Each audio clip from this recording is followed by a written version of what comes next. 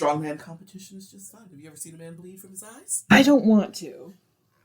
I mean, I want Chippendales. You know what? I'm shallow. I want big, like they can have dad bod. Like I don't need them to be cut. I like a big strong man, but I don't want to see him bleed from his eyes. Well, he'll only bleed from his eyes when he's trying to lift a 1,200-pound implement over his head. It's not like they're constantly bleeding from the eyeballs in strongman. But you're like, it's only happened a handful of times, and it usually happens with 1,200 pounds or more. That's true. Well, I guess I'd like a Mr. Olympia more than I do strongman. Okay. Strongman is fun. Strongman is stunts, and they are true. They are premeditated stunts that they are stunting in front of each other to be the biggest stunter. Yes. Only it's like way cooler because these are like all introverts. Yeah, and so they're not showboaty.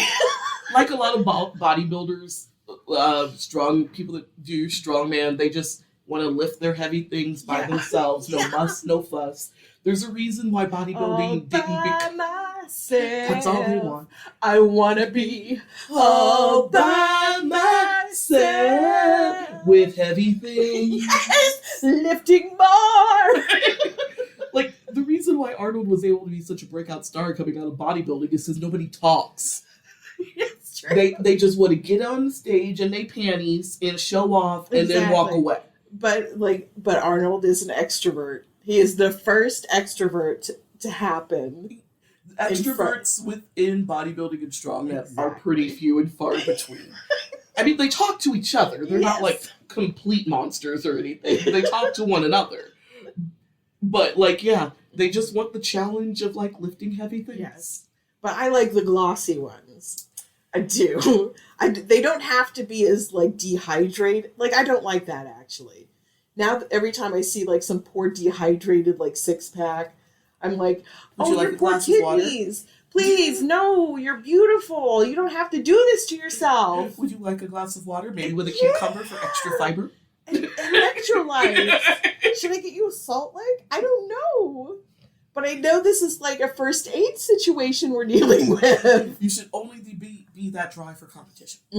I just thought of one of those men just fainting in my arms from the dehydration. Ooh. I'll save you, baby. All hot and oily. And in case you didn't know where you are, this is not the Samara and Jeannie Perv on Really Big Strong Men Hour. Although, it could be. You'd be in for a really long show. I am Samara. And I'm Jeannie. And this is Talk Deadly to Me. We'll pick up where we left off. All right. On the continuing saga of David Russell Miller, lobbyist at large. Oh, yeah. I gotta hate him. I hate all these men and women who we feature every week, but he is just, I don't know, my tolerance for scuzzy weasels in politics adjacent is an all-time low right now. True story, as it should be, which is why I saved this case for just this moment. You did. David is a special cut. So where he last left off, David had met and married his second wife. Yeah. He's officially a bigamist. Yep. Jane. Married her in Vegas, just like he had done Dorothy 6 years previously. I know. It's so Stayed weird. in the same hotel he stayed in with Dorothy 6 years previously. My ritual humiliation of a female. And they stayed in the exact same honeymoon suite. That is so gross and humiliating. That is just poor Dorothy. Poor everyone that's not David. Exactly. Just not only is he lying to you and cheating on you, he is taking her to all the places he took you and Well, luckily Jane and Dorothy don't know that just yet, but we'll get there. Aw. So a week after David and Jane were married, David started to notice that there were some flaws in his plan to stay married to both Jane and Dorothy. You don't say. See, to make sure that he spent the right amount of time with Dorothy, David would tell Jane that he had to go out of town on business. Mhm. But having wives on opposite sides of the country left no time for David to actually work at his now failing lobbying business. Oh my God. Because remember, his 3 big shitty clients are in jail. Yep. They're done. We're tapped. And he's too busy scamming his wives to actually scam other people. Like, to do the scamming that he's paid to do. Yeah. Like, This there is is all a... recreational scamming. Yeah. Like, the business of scamming is what he's not paying attention And he is to. failing. He's running out of money, too. Both of these lives, both with Dorothy and with Jane, are predicated on the illusion of a certain type of wealth Yeah. and a certain type of lifestyle. And it's all very expensive. I just can't wrap my head around this recklessness. Long-term clients are starting to walk away from David because he's not there to manage their Yeah. accounts. He's always on a plane to either LA or Florida. Mhm. When he's in LA, he's not in the office because he's spending all his time with Jane. Mm-hmm. He's not with Jane, whining and dining and whatever the fuck they do. He's back on a plane to Florida to do the exact same thing with Dorothy and the boys. Oh, man. Greedy cuss. And so he's not able to manage his business right. So not only did he lose his 3 biggest money makers, he's not putting any money into the lower tier clients Mhm. that would keep his business and his lifestyle, such as it is, Yeah. afloat. Because he's too busy with his wives. Yeah, dude, the freelance scamming that ain't paying. Exactly. The artistic scam. Now, there were people that still believed that David was sick.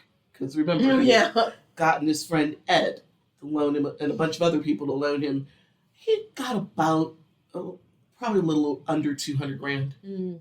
altogether, which still was not enough to keep him afloat. Oh, God, no. 2 households? Upper middle class? That constant flying? Yeah. Mm. Rental cars, limousines, Yeah. yada, yada, yada, All yada. the nights out, the vacations. $1,000 suits, $300 haircuts. You can't go to Supercuts after you've been to Sashi. Yeah, right? Although if he was smart, Dorothy would do his hair. But Right? but he's not. No. He needs to be seen at the fancy Yeah. salon, you know? I can't get an at-home haircut. So even people that thought he was sick and had loaned him money before were walking away. Mm. That's how bad it's getting. Yeah. And they would do what they could to comfort David as he navigated his illness, Yeah. air quotes on illness. But he had tapped all that money. Mm. They're like, I can support you. I can be a shoulder to cry on. Yeah, but I can't front you thousands of dollars Mhm. more. Now, David did have a $50,000 line of credit. It's all credit cards. Mm-hmm. Jeez. But he was scared to tap into that. Oh, yeah? Oh, Because he knows it's almost over. not only that, but he knows himself. Mm-hmm. He is the most obtuse, self-aware person ever. He is self-aware enough to know that a woman that would fall for his shit is a red flag. Like, you Mhm. shouldn't fall for him. He's a bad person. Yeah. He's also self-aware enough to know that once he starts with the credit cards, he will not stop. Yeah. And that's why he's avoided using them all this time. That's what I said. He's the most self-aware, obtuse person. Yeah. Because on some level, he does know that he's scum. Yes. He knows he's trash. Yeah.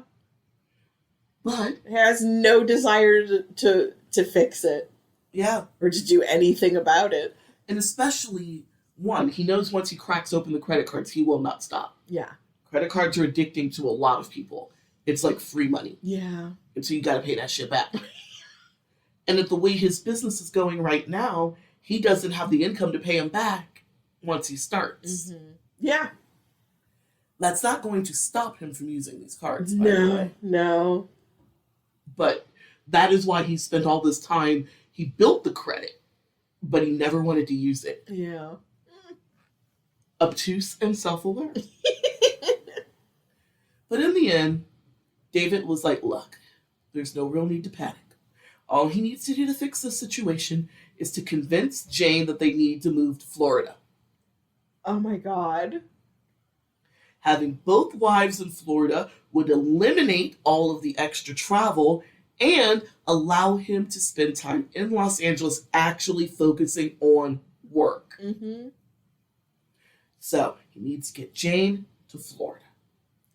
Oh my God. And that's the best way to continue his double life. Oh my God.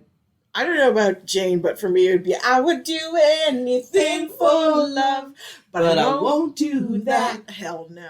Oh, hell no, I won't do that. LA for Florida? But he's confident that he can sell this story to her. Yeah. I mean, he's had a lot of success. If I were him, I'd be confident too. One, she does have family in Florida. Her Mhm. son is there, True. her parents, and one sister. Mm-hmm.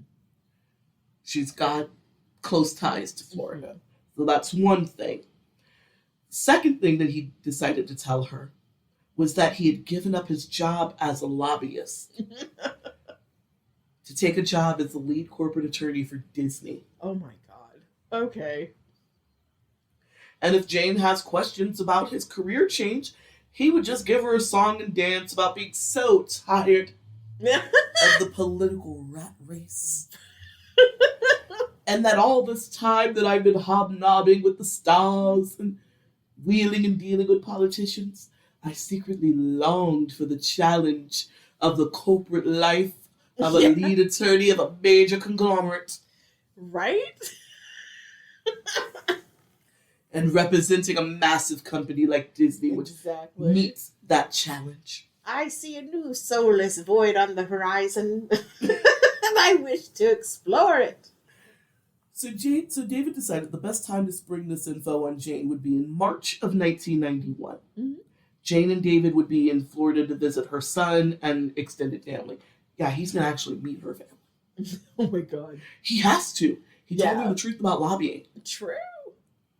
So this is all predicated with making her just enough a part of his real life. Yeah. Mm-hmm. As much as David liked their new plan, there was a tiny problem. Jane is nowhere near as passive as Dorothy. That is a not. problem. And it may take more convincing than my job and being close to family. Yeah. Because if being close to family, most specifically her son, was that dire, she would still be in Florida. Yeah, true. And the fact that she moved across the country from her son means that she feels that he's in a safe and secure parenting situation Yeah. and that he's not lacking anything Yeah. by her being there all the time. And it shows how much moving across the country meant to her Yeah. to like have that separation between her and her child. Like she's like, I have to do this. Yeah. She was like, for both of our futures, my kid doesn't have a future if I'm stuck Yeah. working some sort of dead-end Yeah. job and I'm That's a miserable with huge no change. career, Yeah. you know? So he was like, okay, he needs to take a little more time because he's asking her to quit her job, go back to Florida, yada, yada, yada. Yeah. I mean, he had gotten Dorothy to sell a business and move to Florida Yeah. with the CIA story. That's true. James just not quite that gullible. Yeah.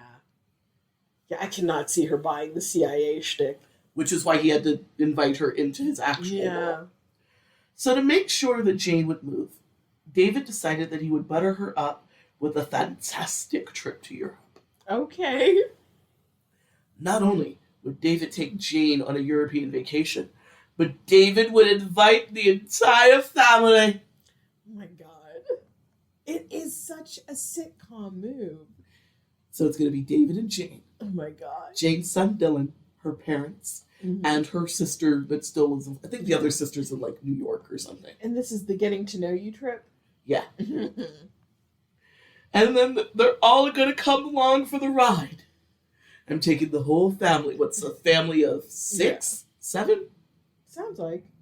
Yeah. David, Jane, mom, dad, sister, Dylan. Family of 6. Mhm. Taking a family of 6 all the way to Europe for 2 weeks. That should be great. That should be really great. And if anybody has any questions about where the money for such a fantastic trip will come from, David's going to tell them that the government of Kuwait is picking up the tab.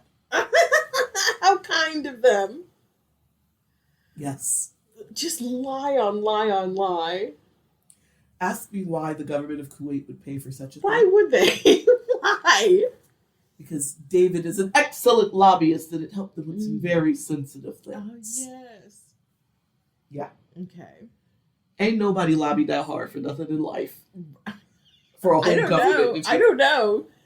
Eric Adams, the mayor of New York, apparently that's how he got lobbied by, like, Turkey.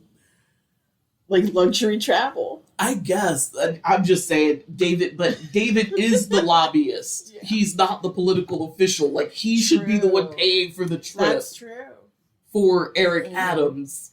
Not Eric Adams sends lobbyist on trip. It works the exact opposite way.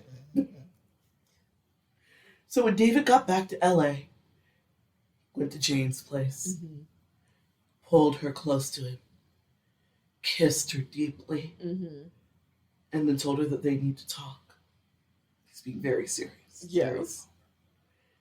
And he asked Jane to sit down, and he knelt in front of her on bended knee. Oh, God. Jane's freaking out. Yeah.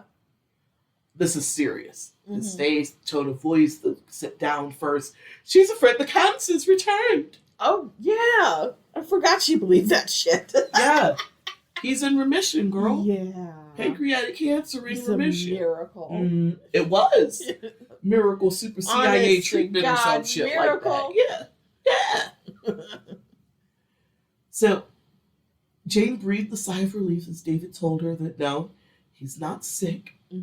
But I've been offered a job in Florida, darling. As Disney's lead in-house counsel. Okay. David told Jane that it's a fantastic opportunity and they would leave their investment secure. Not sure what would happen unless fake... Whatever. It's fake money. Yeah. You don't got investments. I know. But Jane thinks... Like, are you starting to believe his shit? No, but... I wrote a note but it's what? So how? Confusing. No, yeah. I know, right? Jane thinks that he's got $4 million in an investment account. Yeah. So what he's basically trying to tell her that now, he wouldn't have to worry about tapping into anything, and their old age, their retirement, whatever is perfectly secure. Yes. Now that he also has a high-paying job. Yeah. And they don't have to live on his investments, which are fake. Unless all the fake money is invested in Disney stock. I know. If it was real, this is so sensible. But I digress. I know. But this is just all smoke and bullshit. Jane is slightly confused. Because she has a critical thinking brain. And she's only she is like only halfway dickmatized. Yes. And she is getting less and less dickmatized by the day. Because Jane is like, wait, if you got $4 million in the bank, or however much money you have, why would your investments not be secure? Right. When you got $4 million in your sofa? Like, right? It should already be... Is it buried under a tree? Yeah. A day job at Disney should not make that any more or less secure. Yeah. If it's real. Right. But it's not. Jane doesn't know that just yet. But it's not. David told Jane that while $4 million seemed like a lot of money, I know firsthand, darling, how fast you can blow through millions of dollars. Remember when I was ill, I blew through $10 million in 1 year. And he needed to make sure that he had something that could support them and provide continuous income and not rely on his investments. Okay. Jane could see where this conversation was going, and she could tell by the look on David could tell by the look on her face, she was not excited about whatever the fuck was about to come next. Yeah. Which was moving to Florida. Yeah. And she's not thrilled. She is not happy. She does not like this. David tried to reinforce the idea by telling Jane that working for a large company like Disney had been a lifelong dream of his. And at this stage in his career, he felt like he was really up to the challenge. Yeah. And Jane's like, yeah, okay. You want me to quit my job and move to Florida? Is that what you're asking? Yeah. Let's cut through the flowery bullshit here. You want me to quit my job and go to Florida? Right, because Dorothy falls for moonlighting. Yeah. Moonlighting is Dorothy's shit. Yeah. Jane is more like reality TV. Like, so what do you want? Yeah. What is your motivation? She's more like baddies. Let's get in the paint. Let me know what's happening. Do I need to make these box connect? What? Yeah. We good? We cool? Yeah. What's happening here? And David gave her a sheepish nod, yes. He would like her to quit his job. Oh my god. I could just hear like the studio audience going, oh. God, this guy, this creep, this weasel. And then he said, well, the Disney people want me to start in mid-March, so I have to give them an answer soon. Ugh. Jane was like, ugh, you dirty dick motherfucker. She's not happy. Yeah. She had known when she married David that he made more than enough money that she would no longer have to work. Mm-hmm.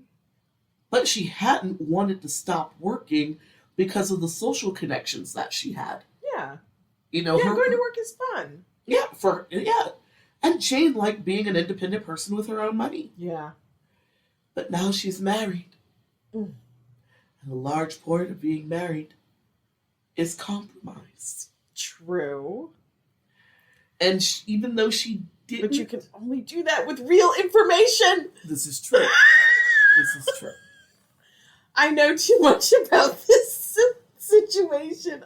I'm just tearing my hair out. It's like, no. Jane. Run, Jane, run. It's not real. He's full of shit. Get Dorothy. out. Dorothy, wake up. Wake up, Dorothy. There's no place like home. There's no place like home. But she did like the idea of spending more time with family, especially her son. Dylan is 16 now. College is just around the corner. Yes. And it kind of would be nice to be a little bit closer to him in these last few years of high school. Yeah. I could see, like, that is a powerful bait. Yeah. Like, yeah. She, just because she had made peace with her parenting situation. Yeah. And was made peace with basically being summertime mom. Yeah.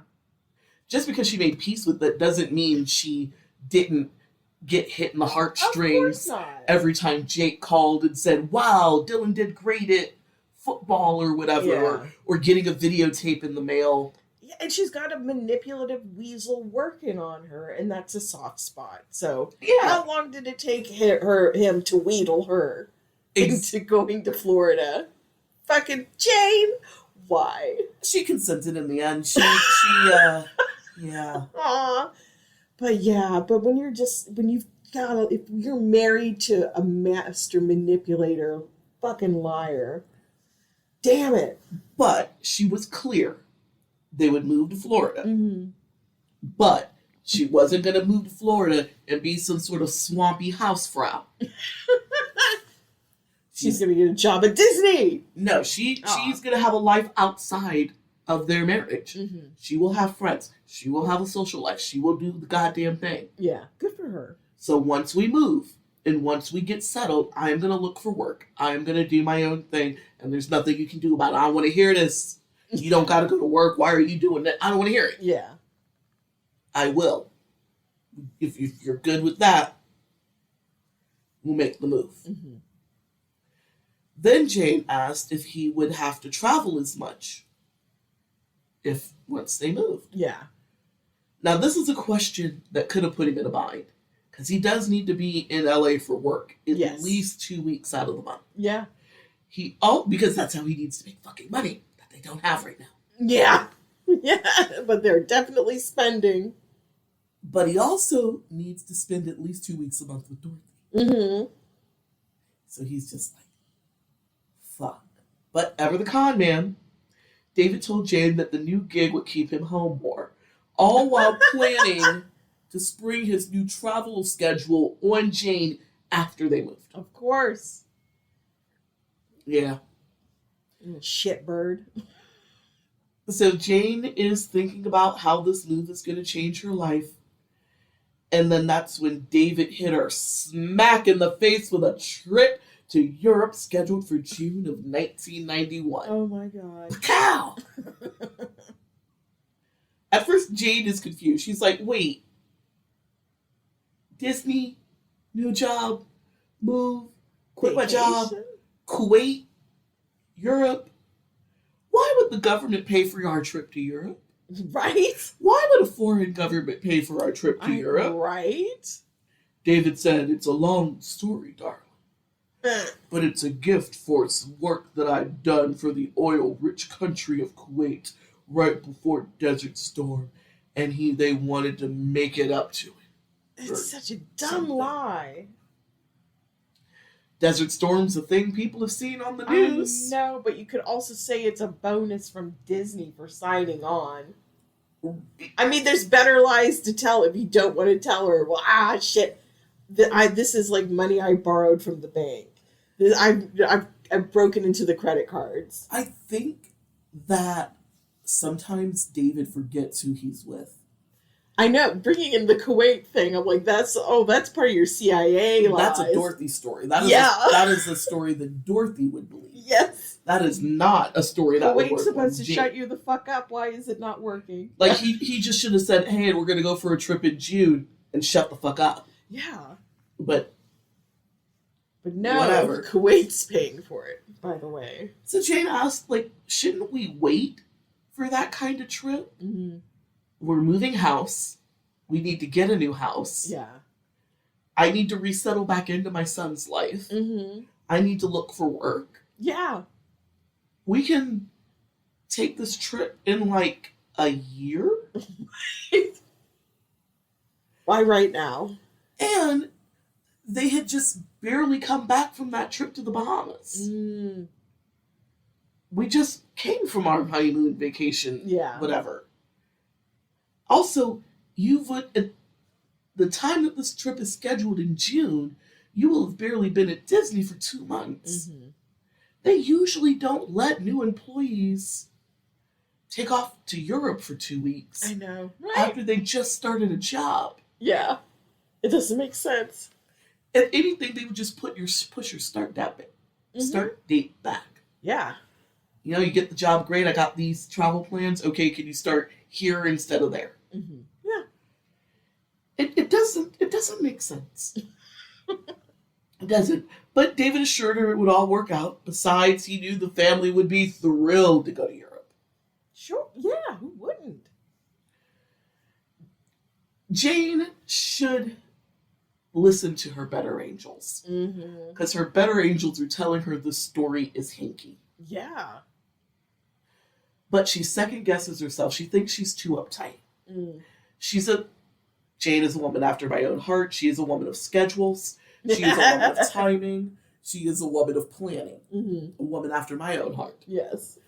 And she's thinking, well, maybe I just need to loosen up and go with the flow. Yeah. And just rock with this Yeah. and enjoy this new adventure with my new husband. Mm-hmm. Maybe I should just do that.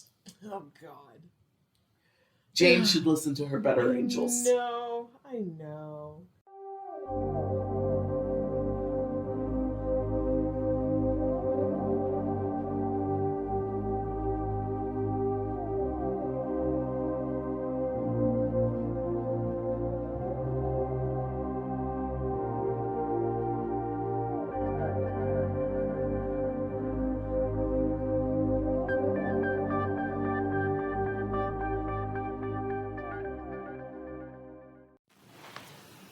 I have nipples, Greg. Could you milk me? We're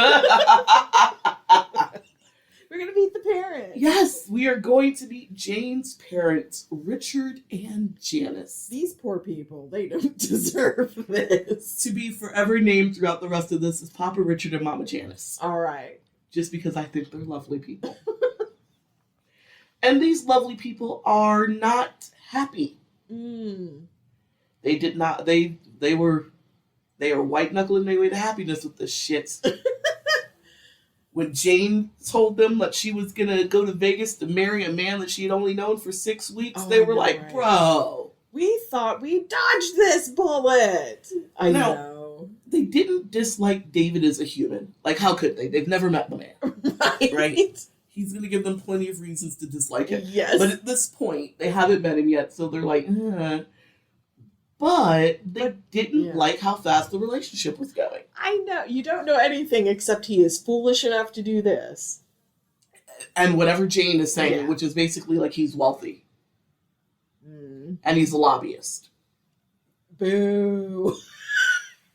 And let's be real, Mama Joyce and Papa Richard have helped Jane rebuild after 2 failed marriages, teenage pregnancy, college, yada, yada, yada. Yep.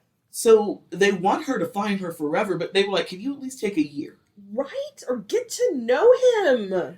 Get to know him for at least a year. Yeah. Date him for a year. You know, if you want to get engaged after 6 weeks, great. Wear the ring, rock it.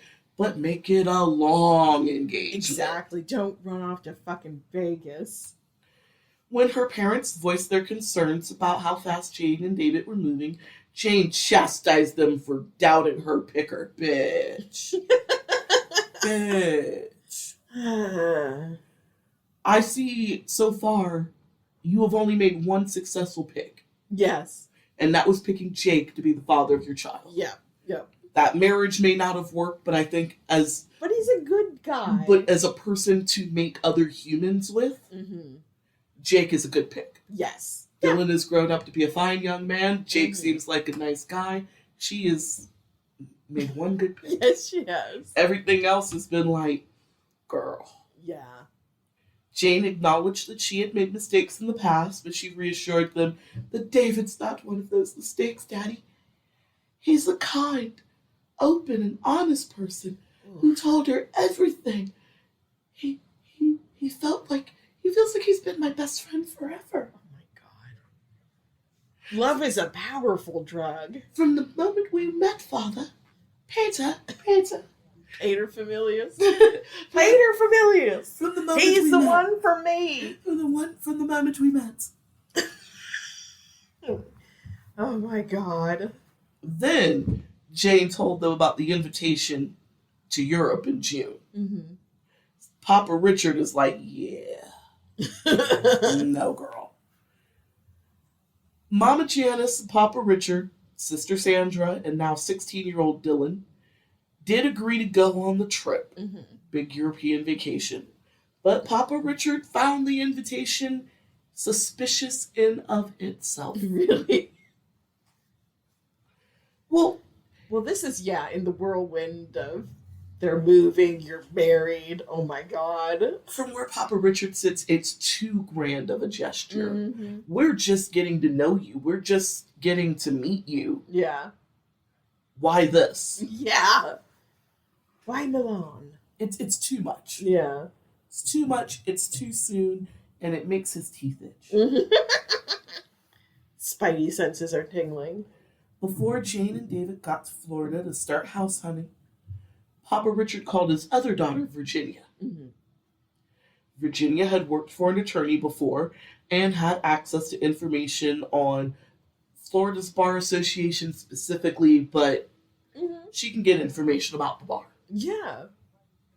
David had told Jane that he had gotten his JD from Georgetown University. Oh, God. Something that you should be able to easily verify. Yes. Moron. So right after saying yes to the trip, Papa Richard asked Virginia to look into David's law license. Wow. Good for him. He's got a really good gut if he's like, background check this man now. Bare minimum, you should be able to find that he passed the California and the Florida bar. Yeah. And that he is licensed to practice in those 2 states specifically, but he was like, look everywhere. Yeah. Just see that he passed the bar. Yeah. He also wanted her to check if he had really graduated from Georgetown with a JD. Right? Juris Doctor. Yeah. Normally, Richard tried not to meddle in the affairs of his children's love lives. Yeah. They're all adults. They're all in their 30s. But something about Jane and David, it like I said, it made his teeth itch. Yeah. He don't like it. Yeah. And he couldn't put his finger on it. But David made Papa Richard very uneasy, and he's not even met the man yet. Yeah. He explained to Virginia that while he had accepted the invite to the European vacation, he didn't understand why the government of Kuwait would be laying out red carpet treatment for the family of a second-string lobbyist. Right? It doesn't make sense. For an all expenses paid trip to Europe. Yeah.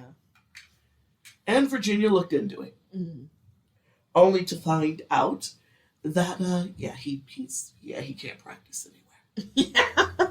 We'll talk more about it later. Jane and David got to Florida that first week of March as planned. Remember, he starts in Disney soon. Mm-hmm. And from Jane's perspective, their first dinner with her parents went well. Mm-hmm. But if you ask Papa Richard, that first dinner may have been pleasant enough, but he was just trying to get a read on David. He's just trying to see what's going on here. Yeah. Papa Richard had to admit it that the way David doted on Jane and seemed to hang on her every word indicated that he was in fact in love with his daughter. Mm-hmm. That is very nice. Much like Dorothy, I do believe that David loves Jane as much as he can. Mm-hmm. I do believe he finds value in her, just not enough to stop lying, cheating, and leading her on. Yeah. Kind of like Dorothy. Yeah. He does love both of these women in a genuine way, as fucked up as that is. Genuine? Genuine for him. What's genuine for him is not genuine for regular people. But for him, it's genuine. Yeah. You know, I always say keeping it real is only as real as the person that's in the room with you. True. Same thing with genuine affection. It's only as genuine as the person you're in the room with. And Dorothy and Jane seem to feel it's very genuine. Mm-hmm. So. But it still made Papa Richard uncomfortable. Like, he just doesn't trust the guy. Yeah. Not as far as he could throw it. But for Jane's sake, Papa Richard decided, I'm going to play the long game. We'll wait. We get more information. Yeah. I will wait, and I will watch. But you will fuck up. Yeah. And I will be here to either kill you or sweep my daughter up off the floor. Oh my god, it is more like Meet the Parents than I thought. A little bit. A little bit. There's even a CIA angle. Right? But that's the wrong wife. Like, he's not in the circle of trust. No. At all. But, like you said, he's going to play the long game and just wait. Mm-hmm. David and Jane were in Florida less than 48 hours before Jane called her parents to tell them that she and David had found their dream home. Oh, good for them, I guess. It's a big mini mansion out in the suburbs of Orlando, yada, yada, yada. Yeah. You've been to Florida. You know what those look like. Yeah. So the next day, Papa Richard came and went to meet Jane at the property. It's a very swanky Orlando suburb. Mm-hmm. And when Papa Richard pulled up to the house, he wondered, maybe David really is the billionaire, because this shit ain't cheap. Yeah, true. Yeah. It was a mansion. It was well over 3,000 square feet from the outside. Mm-hmm. So this place is huge. Gated community, yada, yada, yada. Mm-hmm. Gotta remember that this is the 90s, so let's not all lose our collective shit when the people wanted $218,000 for this house. Wow. It was the 90s, girl. I was thinking, motherfuckers. Can I keep my pay the same and pay Maybe 90s you should eat prices? that avocado toast. Cancel Netflix. $218,000 worth of Netflix. Right? For a whole ass mansion. But when people say that, like, well, stop streaming, stop eating takeout, stop doing this, what they're essentially saying is that you can't have a life until you've saved up enough for this thing. So never don't mind, live. we got it cheap.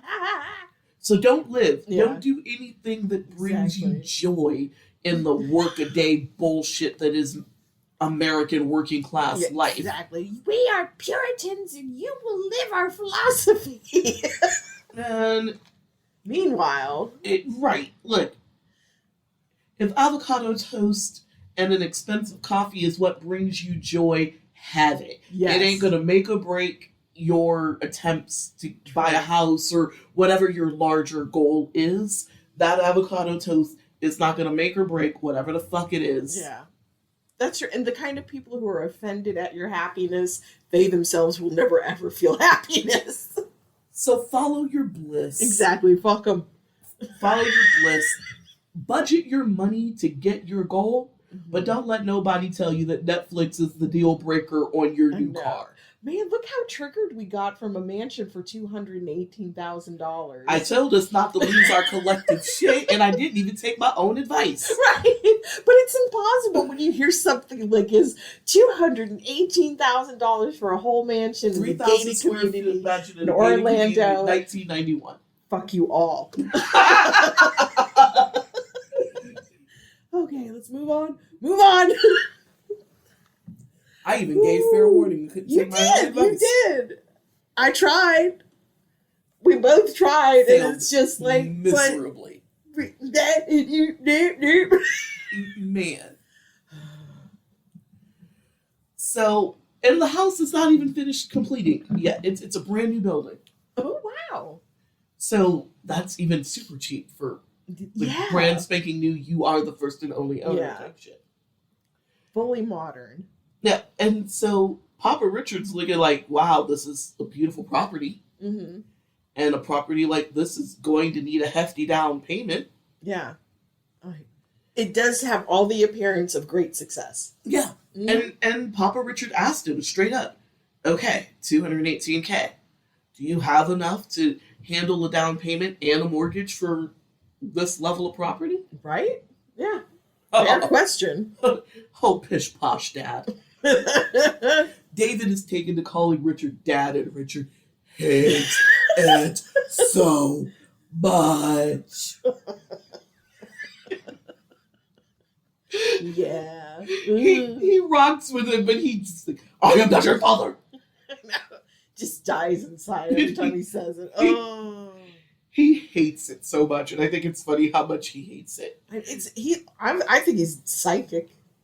Yeah. There's something about him. His intuition is like off the charts. Yes. This is His Papa Bear is kicking in hard. This is one of his babies. Exactly. This isn't just girl dad stuff. No. This is like, No, this is you coming for one of his baby girls. Yeah. Sir. Oh, no, but David's all pish posh, Dad. Mortgages. Do I look like a peasant? Mortgages for the poor, Father. Yes, I own this outright. I'll be paying for this in cash. Because I'm not a poor. That way, Jane and I will have this property no matter what happens to me in the future. Yeah, it's an asset. Mm-hmm. Yes. And then he explained to Papa Richard that, you see, Jane needs to feel secure. Like he's going to explain his daughter's personality to him. Oh my God! Yes, I'm the expert in Jane. Don't you know? I'm a Janeologist. I invented her. I'm a Janeologist, and I know that Jane needs to feel secure. And he felt that buying a house outright would go a long way for giving Jane that added security that she's feeling taken care of. The fact that he mansplained this man's daughter to him. That's gutsy. That's nerve. Papa Richard should have dragged his narrow ass to the swamp and drowned him right then and there. Fed him to an alligator. Man. Go be with your kind. So Papa Richard is like, okay. Holding on for dear life. He calls me Dad one more time. I'm going to slit his throat. I swear, oh God. he is giving it his best, man. And he's watching David work out the details of the sale and ending with a promise to transfer the funds from his newly opened Florida checking account. Mm-hmm. So David's finishing up the paperwork, making arrangements to get a cashier's check for the purchase price, yada-da-da-da. Mm-hmm.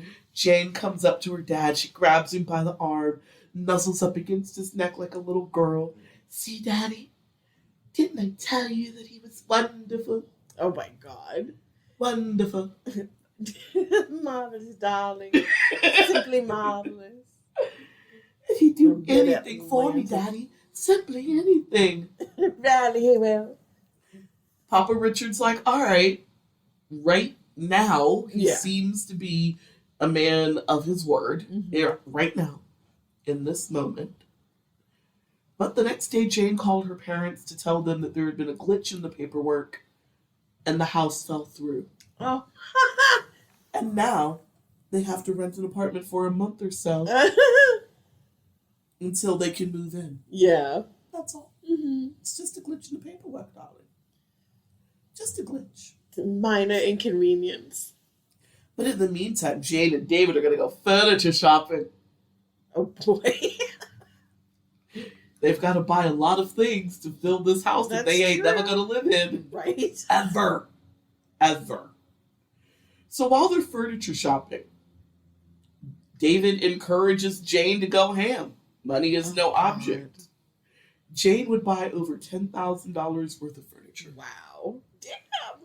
3,000 square foot house. Yeah, that's all the things. That is multiple sofas, multiple love seats, Yeah. multiple ottomans, multiple beds, Yeah, that's a dining room. That's like all the cabinetry. multiple dining rooms, Mhm. a formal living room, and a regular living room, And then the kitchen. a breakfast kitchen, Mhm. and a sun kitchen. Yeah. Like, there's a lot going on. And of course, David put it, this is the first time he cracked that credit card. Mm. Cracked the seal. That's why I figured he was like being so generous. I'm like, oh, yeah, you're starting to crash out. He's going to crack the seal on that bitch. And we're just going to go spend every dime. Oh, he didn't like it. He was like, when she picked everything out, the salesman was like, "That's $10,085.75, He used to be sir." like, He was like, "All right, get out the wallet. do it. All right, get the Visa. Put the Visa in the man's hand. Man is gonna run the Visa. He's gonna take it out my hand. He's gonna put it in the machine. Ow!" No, I think this is still when they did the slips, the chung chung. 1991. You Yeah. could put it in the machine in 91. I think you could. No, I think it was still chung chung. It may have been some chunks, but he had to hand the card to somebody. And that's how he cracked the seal on that bitch. Cracked that seal. So, it's all over now. Credit cards are in play. Yep. And he knew once he made that first charge, there was no turning back. He knew, he was like, in this moment, Yeah. I'm officially swimming in debt. Yes. Right I mean, here, he always was. right now. Yeah, this was his artificial rock bottom, though. Oh, yeah. And it's like, bruh, you were born with a shovel in your hand. And Sardis, trust me, it was a literal shovel. It's Sardis. Yeah. But David had sold Jane on the idea that he was a millionaire lawyer with a 6+ figure salary, so now he had to live like it. Yep.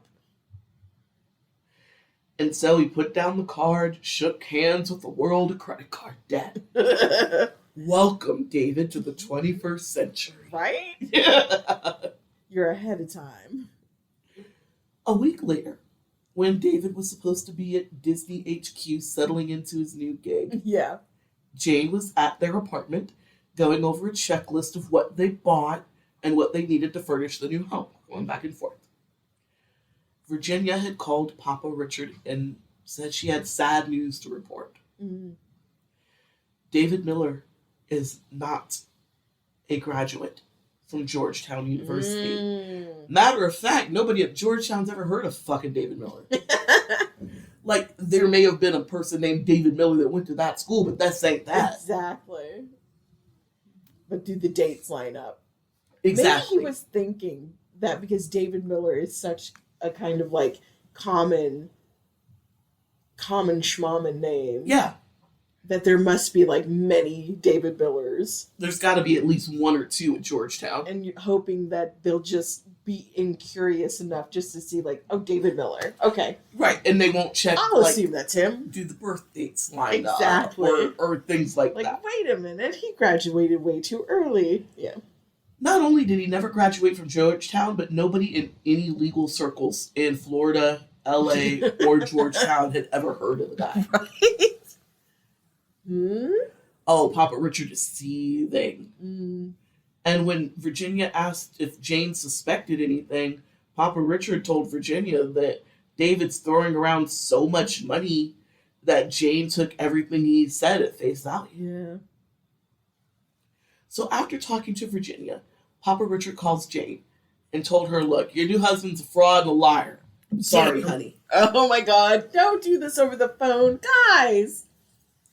This is like, bless his heart. Like, this is because men don't get enough like emotional training. Like, if he was like well emotionally trained, this would be in person. He would take his daughter to a safe place that makes her happy. Take her to coffee. Take her to lunch. And just, I love you so much, honey. I've loved you since you were little. La, la, la, la, la. And by the way, so we looked at your husband. I loved you before I even knew you. Yeah. And so I did a background. I had your sister do a background on your husband. And Yes. he's a lying liar that lies. Yeah. A dirty, filthy, rotten fraud. Yeah. But to call her up and be like, he's in the house with you. He's a crook. Sorry, honey. I know. That's just going to drive her into the arms of the crook. It was the sorry, honey, for me. Yeah. It was, he's a liar and a fraud. I'm so sorry, honey. He's a good man. He's doing the best with like the emotional like tools he has. I mean, Bless. Papa Richard's from the 1940s. Yeah. So. He didn't stand a chance. And he implored Jane to get away from this guy. Yeah. Just leave him, hon. Aw, he's a good dad. And like you said, Jane was pissed. You know, she's like, why are you Trying looking to into come him? between me and my husband. She's like, don't look into my husband. Yeah. That's fucked up. But at the same time, she's like, look, her dad is nothing if but an honest, loving, kind man. Yes. And a protective father. Yeah. So with that in mind, Jane decided that she was going to confront David with what Papa Richard found. Oh, wow. She split that hair. Wow. Good for her. She was mad at him for doing it, though. I don't blame her. Yeah. Like when you're, come on, we've all been bamboozled by a boy at some point. True. And when like your good friend is like, he doesn't, yeah, there's something hinky. He doesn't think about you the way you think, you know? Yeah. Yeah. We've all been through it. So, She's too old for this shit, though. but I do like that she was like, but I'll talk to him. Yeah. You did what you did is fucked up. Yeah. But you wouldn't do it Yeah. if you didn't feel that there was cause. Exactly. So- Also, it goes to show like she is harder to put over than Dorothy. Because she has people. Yeah, that and like her gut was telling her. Oh, yeah. So to like have those little gut feelings and then your dad come out and investigate him. So Jane's Yeah. sitting around waiting for David to get home. And she started to think about their relationship. Mm. David had lied to her once about being a lobbyist. Yep. And when push came to shove, David had never really given her any real proof that he was a millionaire. True. She had taken it at face value based on how he moves. Mm-hmm. So while Jane is ruminating, she gets a call from David. Jane asks David how work is going, and he's like, you know, maybe he'll just come clean and tell me. Maybe. Yeah. Maybe. Aw. Let's see how he lies. Nope. Instead, David doubled down. Mm. Told Jane that he had just gotten his new benefits package and it was even better than anticipated, darling. Oh, God. Of course. Oh, yeah. Everything's coming up roses. He also said he's going to be making over $90K a year before bonus. Nice. He expected for Jane to be all excited. He expected her to act like Dorothy. Yeah. He'd be like, oh, that's wonderful, darling. Such good news. Oh, I believe it. Instead, Jane was like, where are you calling from? Oh my God. His stomach must have just dropped to the floor. David doubled down again and said that he was calling from Disney Studios. Ew. In reality, he was calling Jane from the bedroom that he shared with Dorothy. Yeah. In efforts to catch David in a lie, Jane asked when she was going to go see The Office. Oh my god. Dorothy, I can't believe you never did basic shit like this. Never. Wow. He's a CIA agent, girl. Super secret. Dorothy ruined him for other women. Oh, because You will never find anyone else as gullible as Dorothy. Oh, because she's so fucking passive and just rocks with it. Yeah. I mean, think about it. How just as basic as that. I'm like, yeah, Dorothy has never been to his workplace. Nope. Never been How to can work he? event. Exactly. How can she, darling? His workplace is in Saudi Arabia where he's going after international terrorists. They don't allow wives to come on international terrorists.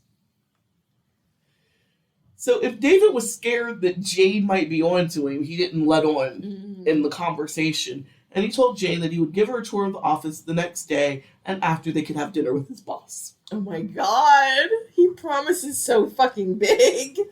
This made Jane relax a little bit, Mm-hmm. and she looked forward to proving Papa Richard and his suspicions wrong. Oh my god. Ha! I Yeah. do have a good picker. I can pick them. I can pick them good. Just watch, Daddy. Talk about my picker. Oh, you're batting 0 for 3, my good girl.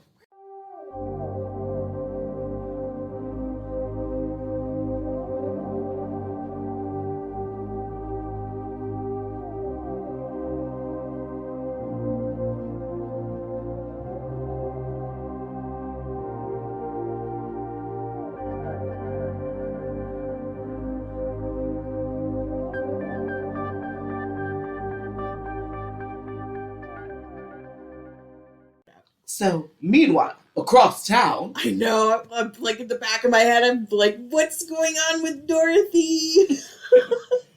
David took Dorothy out to lunch where he told her about an upcoming mission that would take him all the way out to Saudi Arabia. Dun dun dun dun dun dun dun dun dun. Asshole. I know, right? This absence, if you're willing to accept it. Right? The next day, David picked Jane up for lunch and they headed out to Disney. Mm-hmm. On the drive to the office, David handed Jane his benefits package. This motherfucker, I don't know if he made it himself, if he stole it, I don't know, but he had some fairly convincing Disney paperwork. Man, he is a con through and through. Yeah. I mean, she's looking through the pages of this folder. Yeah. You know, you get the big onboarding packet.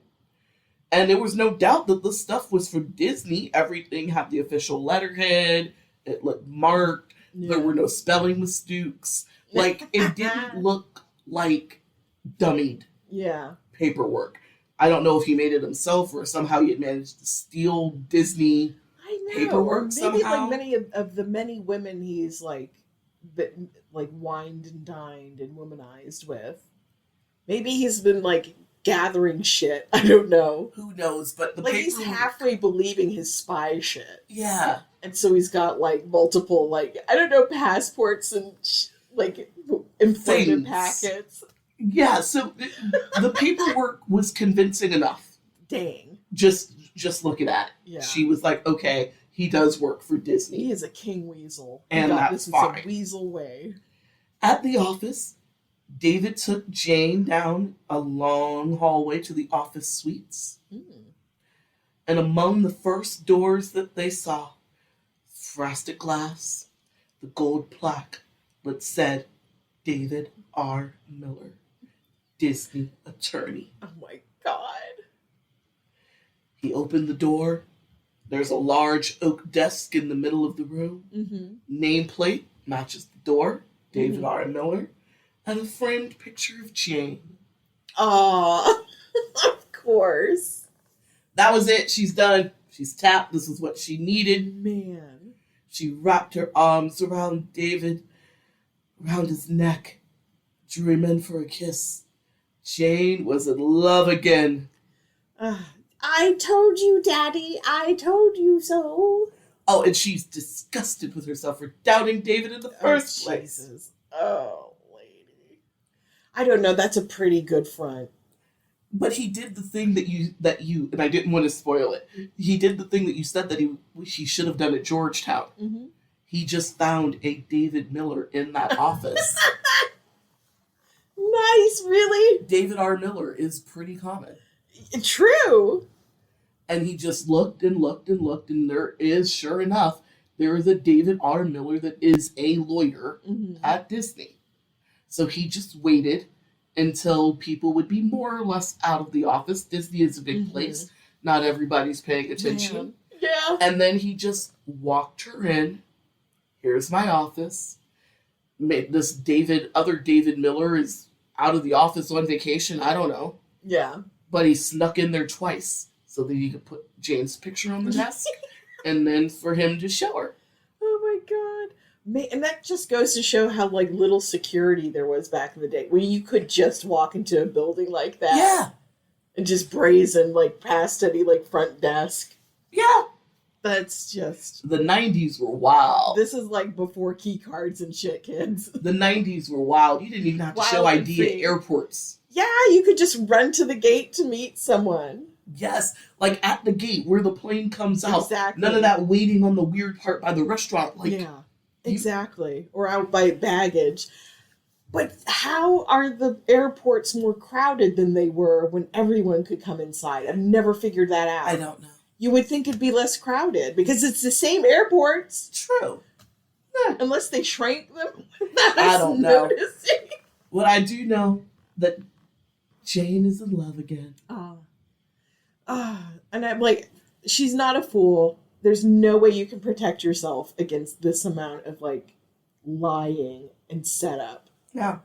Oh, that she doesn't stand a chance. Now, instead of finishing off the tour, because remember, he was supposed to take her like a little mini Disney backlot tour. Instead, she was like, I'm famished. Let's go to lunch. I know. And she'd got just enough to tell her daddy told you so. Mm-hmm. But then Yeah. when Jane asked if his boss was going to join them for lunch, she's like, last minute meeting. He can't make it. He told us to go ahead. Fuck. Yeah. Just enough. Just enough. Just enough. Meanwhile, back across town, Dorothy was slowly becoming disillusioned with her life in Florida. Oh. David At is last. rarely home, Yeah.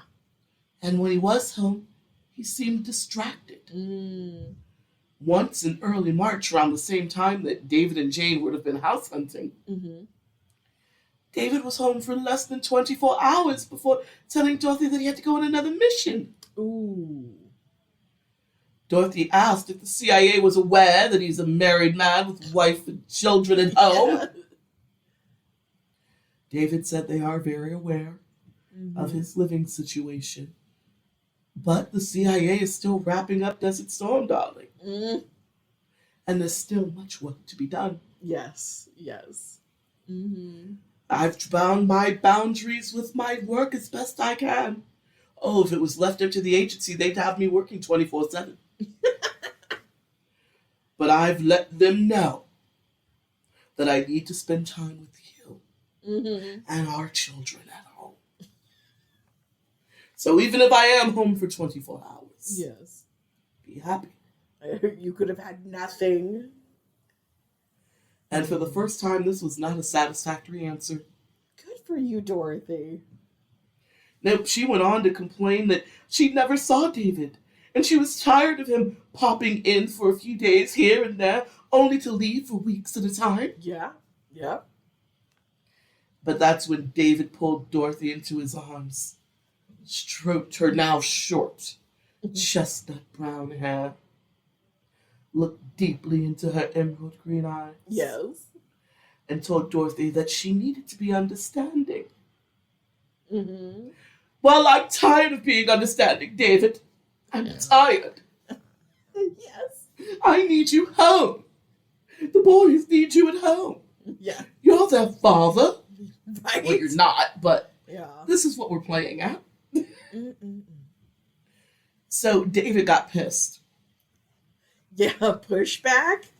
Oh, My he's mad. biggest, most gullible fan. What? He big mad. Yeah. So This he is matched her waspy venom for waspy venom. Haven't I done everything for you and your kids? I've provided for you. I've loved you. Done everything in my power to be with you. If you're going to start making demands now, maybe I should just leave. Now, normally, this is the part where Dorothy would have retreated and said, no, darling. Yeah. It's just been so long. But no, this time she wasn't out. She said, fine, leave. You're gone all the time anyway. And he did. Good. He packed his things and went back to the apartment with Jane, who was a little bit shook because he said that he was going on a trip to LA as soon as he left work. What the fuck are you doing here? My other family kicks me out. Yeah, he came home at 8 o'clock. And she was legit shook. And when Jane asked what was wrong, he's like, the trip was canceled. That's I'm very disappointed. Just a little bit of spine. It's got the strength of your average pipe cleaner. But Dorothy is developing Yes. a little bit of spine. Yes. Just a wee bit. Yes. She is no longer an invertebrate. It is pliable. It is Yes. still malleable. It is very flexible, but it is there. She has it now. After David left the house that night, Dorothy decided the best thing that could be done in the moment was to continue to focus on the life that she had built outside of her marriage. Which is considerable at this point. Yeah. She's been in Florida for like 6-7 years. Yeah. Since the move, Dorothy had made friends in the area and spent lots of time with them. She's 42 now, and she is still considered very attractive. And she enjoyed the attention that she got from other men when her husband wasn't around. Yes. Dorothy never actually cheats. She never dates anybody. She doesn't have what I would call like an emotional affair. But she's not like above making eyes at a guy, and then of course if he asks her the number, I'm married. Yeah. She's not above her little thrills and flirtations. Exactly. She'll let a guy be nice. Yeah. But she, like I said, she never cheated, but she had reached a place where she didn't even worry about where David was half the time or the danger that he was in. She didn't care. She goes out with her girlfriends. She hangs out with her kids. She flirts with a cute man every now and again. She's good. She's good. Absence does make the heart grow fonder. Dorothy decided that she needed to have a long talk with David next time he's home. And if that talk didn't go well, it may be the end of their marriage. Good. Good. Meanwhile, back across town, David is not thinking about the fight with Dorothy. He was consumed with his plans to take Jane on a cruise to the Bahamas. Oh my God, stop it. That's right. Is this after the European trip? This is before. The European trip is in June. We're still in like Oh my God. March. Okay. We're like March, April. The trip isn't until June. Now, he's already taken Jane on one cruise to the Bahamas with his lobbying people. Yes. This is still probably being paid for by some variant of lobbying people. He ain't paying for shit. It's goddamn self. Yeah. No, I know. He does pay for this one. Credit cards. Yep. So this is supposed to be like, it isn't, David's like, look, they hadn't had a proper honeymoon. That cruise before was just more sweep you off your feet type shit. Right? So when Jane asked how it was possible for somebody that had been at his job for less than a month to take a cruise. Right? Right before a vacation, the European vacation. Right. And who gets 3 weeks off this soon? I know, right? David explained that Disney had taken pity on him and all of the travel they had been forcing him to do as a newlywed. So they gave him a week off. Oh, God. Took pity on him. Never in the history of Nevuary, Yeah. in all my life of working in corporate America, I know, right? in my myriad of jobs, from customer service to copywriting to marketing and everything in between, Yeah. Never have I had a boss go, God, Samara, you know, you just moved your boyfriend in. It's been really hard. You know, I've been making you do too much. Go take a week off and solidify things with your honey. Go do that. Right? You deserve it. Never. Ever. Not an Ever. American company, at least. I know, right? European ones, maybe. I don't know. Yeah. But no American corporation. That's for good goddamn. Hell no. It's such a weird lie. Yeah. Got a week off. They took pity on him. And Jane was thrilled about the trip. Her only real concern that she didn't have anything cruise ready in her closet. Oh no. To which I say, bitch, you came from Southern California. Right? You've got plenty. But if you just want to go shopping, say it. Yes. Cruise wear. What the fuck is that? Jane and David charged Jane a vacation wardrobe and boarded a cruise ship the next day. He literally had the fight with Dorothy, got mad, said, fuck it, I'm going on a cruise to the Bahamas. Went to a travel agent that wasn't Ed. Yeah. Bought cruise tickets, went home, said, Jane, we're going on a cruise. When? Tomorrow. I have nothing to wear. That's okay. We're going to go shopping. The next day, they're at the dock. Wow. That is how quick this trip happened. He is just out of control. Like that quick. Wow.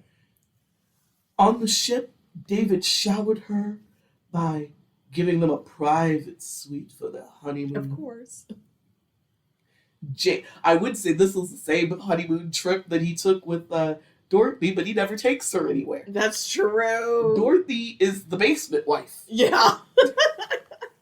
Nobody ever sees that bitch. Yeah, you're not the vacay wife. Yeah, no, you. I can't have anyone I know see you. Nope, you just gotta stay there in Florida with them fucking kids. Yeah. I'll be back. Oh, Jane felt like a princess.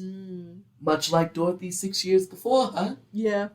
But Dorothy been married almost 11 years now, but it's 6 years in between the time that he marries Jane and marries Dorothy.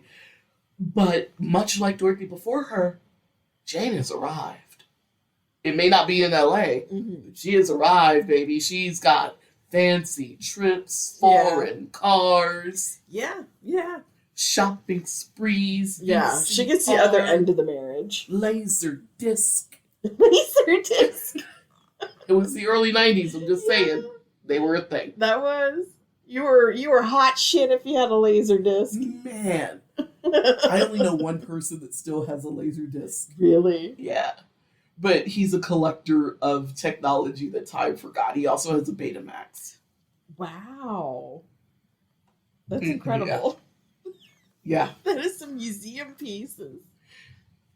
And it will bust him out because he's got like old concert footage of like Oh, that's so fun. like late 90s goth like band, like late 90s Cure sets that made it on Laserdisc, and he'll bust them out every That is amazing.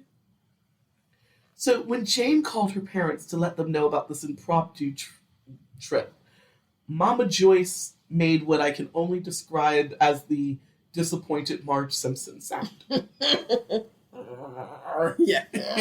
Everybody knows that Yeah. noise, and that is the exact noise that Mama Joyce made on the phone that day. She didn't understand how David was able to make these sorts of impulsive moves after starting a new job. Yeah. These are people that live in the world. Yeah. The one that this doesn't make sense. the one that we share. Yeah. Like this makes sense in a Harlequin romance. But not You here. could- yeah. But not in the world. No. Not in the real With world. jobs. Where you see other people. I know. And yeah. Mm-mm. And she didn't understand why Jane was okay with it. Much like No. Papa Richard, Mama Janice is very skeptical about David. Mm. And when they returned from the cruise, David and Jane were home. They're heading home. They're driving. They're in love. Yeah. It is fantastic. And they stop at a red light. While they were waiting for the light to change, a car pulled up next to them. Yes. David, this essence leaked out of his asshole a little bit. Yes. It wasn't Dorothy, I know, that'd be too perfect. but it was a car that looked real similar. It looked close enough to make him go translucent.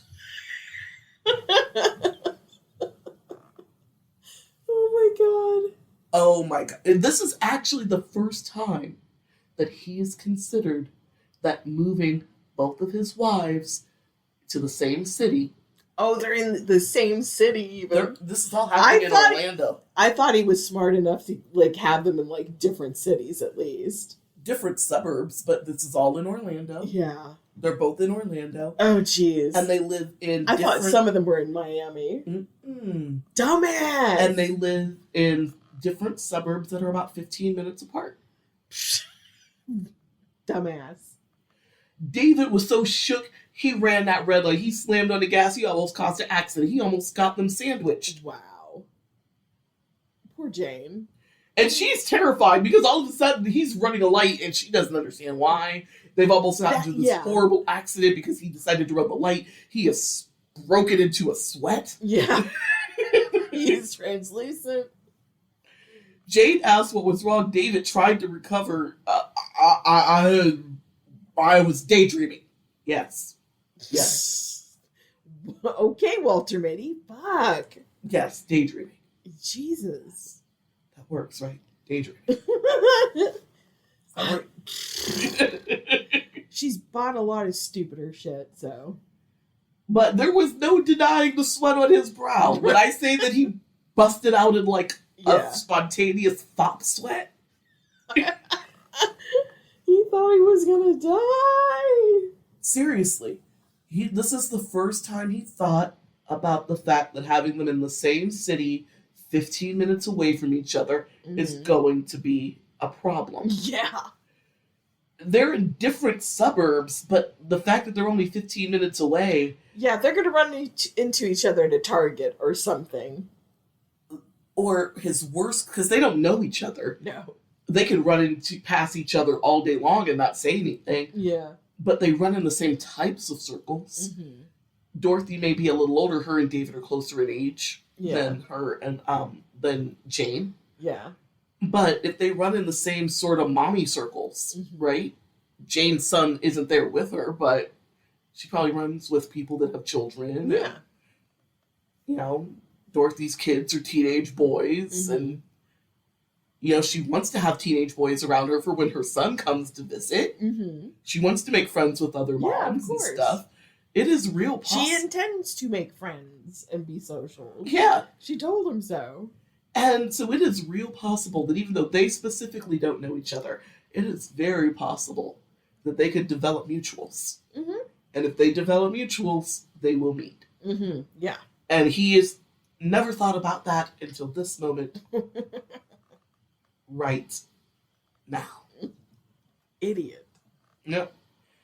And he's like, and if they meet, his life as he knows it comes to a screeching halt. Yeah. Yes. Like, he can't sell himself as a lobbyist if it comes out that he's a fucking bigamist living a double life. I know, right? And this was the height of, like... No, this was, like, he's so ahead of the curve on a lot of things. like towards the end of the 90s, once Bill Clinton got in trouble for getting a blowy and, from the intern that he sexually menaced, I will see until my dying day. Probably. Like, there was, like... politicians being run out left and right for like all of a sudden it's like, oh no, an affair is like a career-ending thing, and they were all fucking having affairs. Oh God, we were so innocent back I then. know. Newt Gingrich was run out of town because he was persecuting a guy for cheating on his wife while he was cheating on his wife who had cancer. Oh, that's right. And he annulled that marriage. Yeah, and then you got that weird Callista lady. Ugh. They deserve each other. She looks like an evil bird. They deserve each other. Oh, yeah. He looks like a horrible goblin. So now David has to work out a plan to ensure that his two wives never run into each other. So David and Jane were home less than an hour, after their near-death accident caused by his freakish fop sweat. And David said he got a call from work. Disney Because Disney's always calling their employees at 10 o'clock at night, sure. Whatever, I'm sure Disney's legal team is a very busy group of people doing very important work Yeah. for very important things. But they're not called, that is a 9 to 5 job. Yeah. Yeah. Especially then. Like, you can, whatever it is, like my old boss used to say, we're not saving babies. It's Disney. I know. They didn't become the 24/7 litigious entity it is until streaming happened. You know what? They probably were then. We just I don't didn't know. Well, in the yeah, it same was way. well hidden. Yeah. It was It was well just different. hidden. So Disney needs him back in LA for insert bullshit story here. I didn't even bother to write it down. Who cares? This is a choose your own adventure episode. Right? Whatever you would like him to go do in LA, that's what he's going to do. I guarantee you it'll be some version of begging for Yeah. money, Mhm. losing business, Yeah. trying to find somebody to fuck on. Yes. But sure, choose your own adventure of where Right. you would like Yes. him to be in LA. When David asked Jane if she was upset that he had to leave, Jane said that he was the best husband in the world and, Oh, God. and that she would miss him when he was gone. She on that Sweet angel baby. she on that cruise high. Right? That's what she is. She's on that Sweet cruise high. baby. David left Jane and went to a local restaurant. Originally, he wanted Dorothy and Jane in the same city so he could focus on work without much fuss. Yeah. That way you could just go to LA, work, come back, Yes. and not have to be with each wife every other week or so. Yeah. Right? 15 minutes apart. Yeah. Oh, I gotta go to late meeting and he's really over at Dorothy's type Yeah. shit. But it was turning out that having both wives in the same city 15 minutes apart was more trouble than he anticipated. Man. When David needed to spend time with Dorothy, he had to lie to tell Jane that he was going to LA. And when he needed to be with Jane, he had to lie and tell Dorothy that he was on a CIH. This means he still has no time to run his fucking business. I know, right? And now he's worried about them accidentally meeting somehow and connecting the dots. Yeah. So now David decides he needs to get one of them out of Florida. God damn it. Gotta move one of these hoes. Yep. Now, Yeah. he can't move Jane. Yeah. The Disney story, the con is still too fresh. Yeah. It's not quite baked. He's still mixing it up. Yeah. Mixing it. So he's going to have to move Dorothy. So he has to find... And also Jane being so close to her family now. Yeah. It's just too much. All right. But he can count on family stuff to keep Jane sort of busy. Mm-hmm. Occupy herself there. Yeah. That means Dorothy has to move. And that's when David remembered. Dorothy's parents still lived in southern Pennsylvania. Oh, yeah. He's going to move her to PA. Oh, God. Going to move her to Pennsylvania. Oh, Dorothy. This is what you get for being so gullible. To a slightly larger suburb than the one that she grew up in. Mount Vernon. He's going to move her about 30, 40 minutes outside of Mount Vernon. Man. Oh, yeah. David decided that was his best course of action. Get her, Dorothy, and the kids to Pennsylvania ASAP. And David is going to tell Dorothy once again that their lives are in danger, danger, high voltage. When we touch, when we kiss. I love that song. That was a is great the show. plan. That is the plan. So the drive to Dorothy's house, he's driving, and as he's driving, he's messing up his hair. Yeah. He's fucking his hair up. Oh, yeah. Because he was just running from the terrorists. The international terrorist, Gene. Not just any. International terrorists That's right. of mystery. The foreign international terrorists. The foreign Middle Eastern terrorists of mystery. From Desert Storm. From Desert Storm. Yes. He's so... So he's driving, and he's messing up his hair. And we're the drama queens. Yes. All day. Such men as this in the world, and yet I am called the drama queen. Yeah, I am hyper emotional, but the David Millers of the world exist. I know. I've The existed. Deisians. Yeah, I've This existed. is some like Deisian level shit. I have existed in the same space and time with a David Miller, a Deizian Hasselhoff, a Chuck Stewart, And Alex Jones. yet I'm the overly emotional Yeah, sex. that makes Okay, shit up. okay, okay, girl. Projection. Projection junction, what's your function? So he gets his hair all messed up. He's already got the fop sweat, so Yeah. he's good. Yeah. I His like, life is falling apart around him. yeah, It's on command now. like the fop sweat is always just barely Yeah. beneath the surface, waiting to. I cracked the credit cards. I gotta move this wife because she might meet the other wife coming the other way. One Yeah. of them will see me with the other.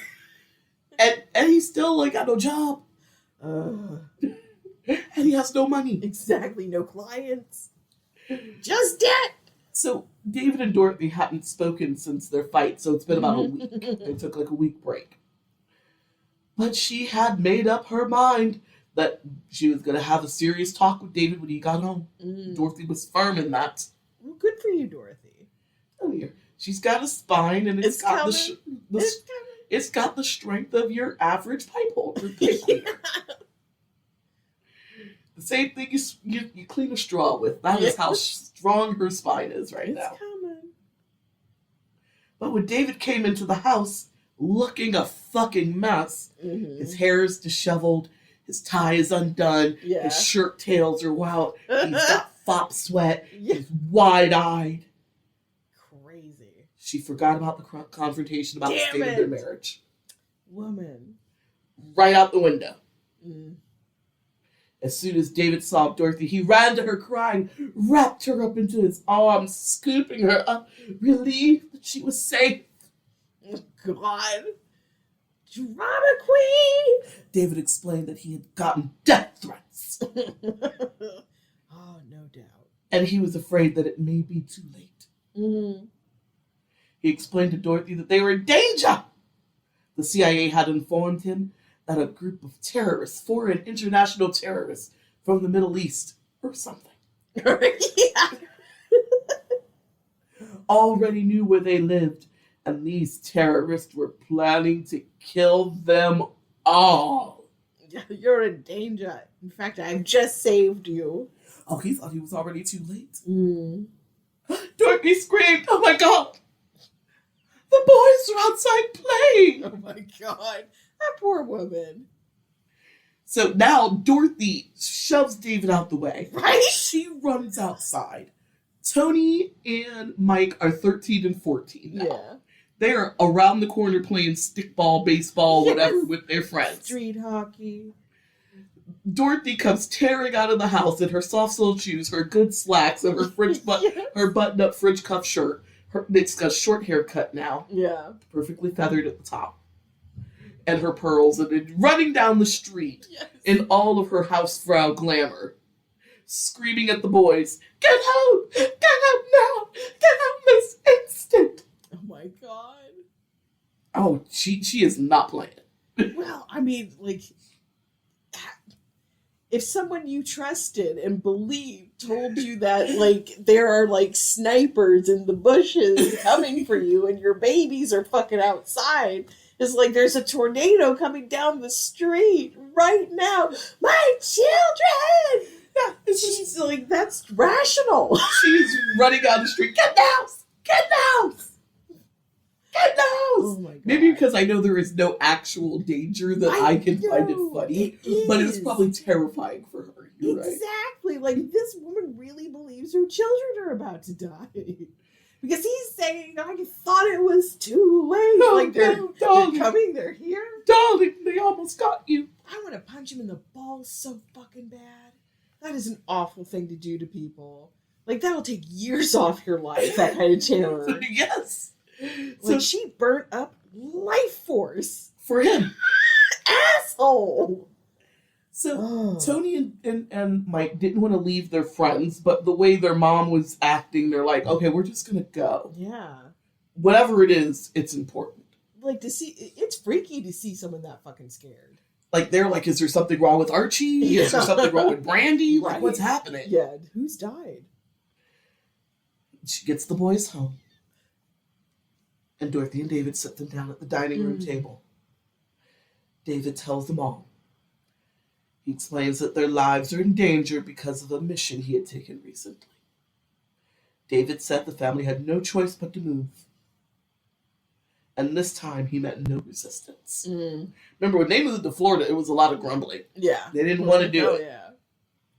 Yes, Dorothy and the boys were sad to be leaving their friends and the lives that they had built in Florida. Sure. But they also knew that they had no choice in the matter. The Miller family only had a day to pack. David said that the Secret Service would be watching them for the next day or so. Did he help pack? No. And they didn't even properly pack. He said, just get some clothes. Just get some clothes. Oh my God. Because they were going to be leaving for Pennsylvania in 48 hours. Dang. And just like before, David said the government would take care of selling, renting the house, whatever. And then the government would send along the rest of their things or the things that were too big to pack. Yeah. In a hurry. He just needs them out now. Yes. Every day you're here, I'm in danger. Then Dorothy asked, why do we have to go to Pennsylvania, darling? David said, well, sweetheart, I chose Pennsylvania because I wanted you and the kids to be close to family in case something happens to me. Oh, God. Shut the fuck up. Every word that comes out of him and Dorothy's mouth, I feel both of them are on the verge of needing a fainting couch in any second. Yes. The two of them are just so melodramatic. It's Victorian. Dorothy grabbed David by the shirt, pulled him into an embrace, and begged his forgiveness for ever arguing with him last week. God damn it. Bye-bye, spine. Yes, it's good. I told you it was as strong as a pipe cleaner. Right. You Just take dissolved. it like she cleaned out a bong with it, and now it's ruined. Forever. I hate that though. When you clean out a pipe with a pipe cleaner, and then the pipe cleaner's ruined. Yeah. It's so wasteful. But it was still funny. Yes. She's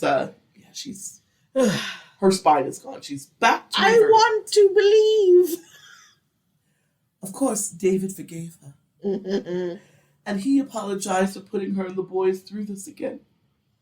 Dorothy dried her tears, straightened up her back as best as an invertebrate possibly can. Yeah, right. And told David that she loved him. And that she wanted to be with him. And she had known the risks when they were wed. God almighty. She accepted those risks. If it meant that she could keep David in her life. Okay. Now you have to imagine the curtains gently swaying as they kiss because sex is about to happen. Right? And the kids are packing, so they're going to get in a quickie. Yeah. You know. And then David assured Dorothy that they would only be in Pennsylvania for a year or so. So specific. Just long enough for these handful of dangerous missions to be over. Meanwhile, across town, as David held Dorothy close to him, David confessed to his wife that he was afraid that this move was going to be the last straw for our relationship. And that, if only. And he was starting to worry that she didn't believe him when he told her about how dangerous his life could be. Dorothy admitted to David through tear-stained cheeks that she had thought about leaving him.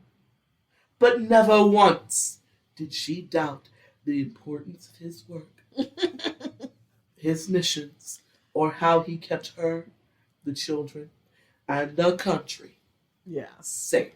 She is a true believer. Man! I just... But I don't think I've ever been lied to like that either. No.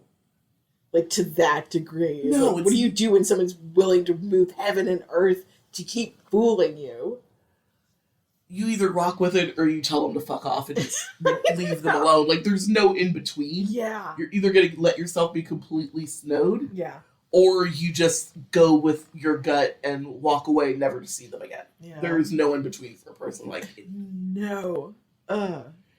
When they got to Pennsylvania, David took 2 days to help Dorothy and the boys get settled in their new apartment. That's right, no houses, bitch. He can bear what? A 2-bedroom apartment in southern Pennsylvania in the 90s is like $900 a month?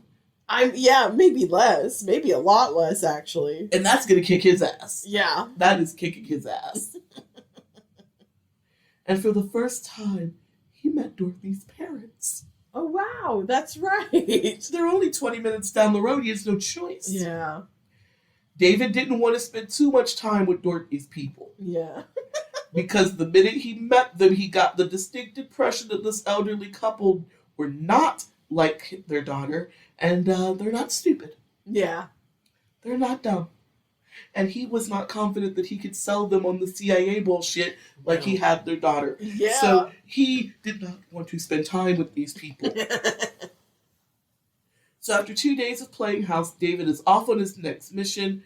In David's plan, after getting Dorothy and the boys settled, go back to LA, and we can finally try to drum up some business and make some money in this bitch.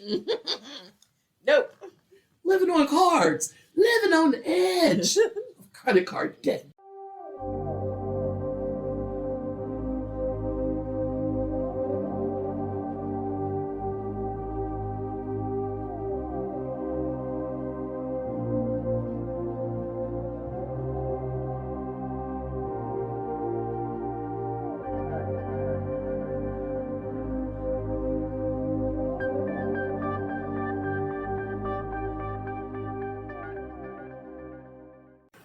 Oh, how you feeling about old David and Dorothy and Jane and the whole sordid tale so far? Oh, man, just every which way. Like, on one hand, I'm like, why do you believe this shit? But then on the other hand, like, it is a fire hose of bullshit. How do you deal with that when it's coming so fast and so furious? And how can a human being be this weaselly and lying? I'm telling you, there's only 2 choices. You're either going to get sucked in, Yeah. or you have to listen to that tingle in the back Yeah. of your lizard brain and cut them off completely. Yeah. Because if a David Miller thinks that there's an end, he will take it. Ugh. And next thing you know, you're like Dorothy. He is vile. So back in LA, Ed, you remember Ed? Yeah, Ed. Mr. Ed. Ed's getting restless. This guy is not dying fast enough. He didn't have an issue with loaning David the money in November of 1990 because he thought he was sick. It is April Yes. 1991. David has stopped making payments. Uh-oh. Finally, Ed has had enough is enough, is enough, is enough. He's done. Yeah.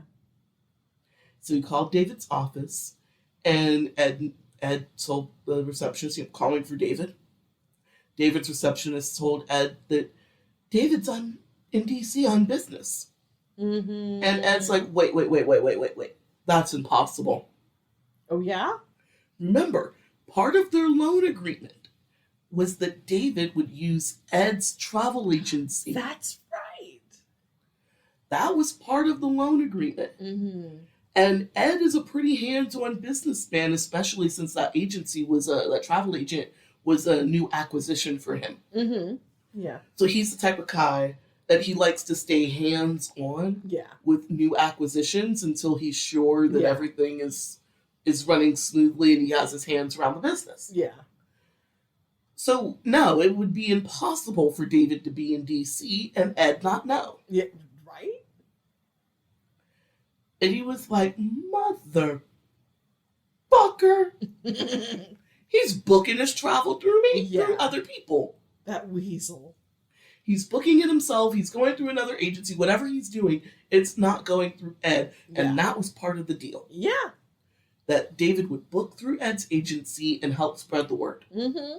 Because he knows a lot of lobbyists and politicians that fly a lot. Yes.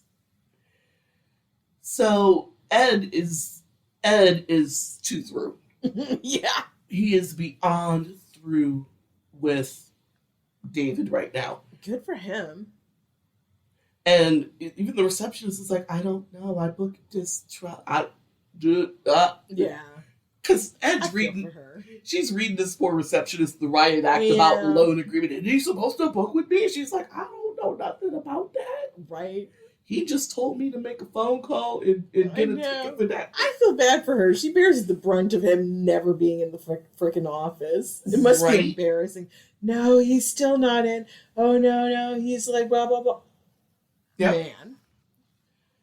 Now, rumors about David's health are also circulating in the San Fernando Valley's Yes. political set. Yes. Ed just left a message about, he wants his fucking money and he wants it now. Mm-hmm. And he hung up. 2 hours later, David called into his office to check for messages. And he was livid to find out that his staff had told Ed that he was in D.C. What are they supposed to say, you jackass? He never wants anybody to know where he's at. Secrecy is key. Well, if you know where he's at, you might go look for him, and then when you find out he's not really where he was said he was going to be, Yeah. right? Yeah. The receptionist apologized, but she was only one of a growing list of people that is starting to get worried about David, like about his health, Mm-hmm. because some people still believe the cancer story, Yeah. And if they go so long without seeing him. and the health of his business. Mm-hmm. Ed's not the only lender calling the office. Yeah. They're all looking for their money. Yeah. It is a long list of people Mm-hmm. that have loaned David money because they thought he was sick, Yeah.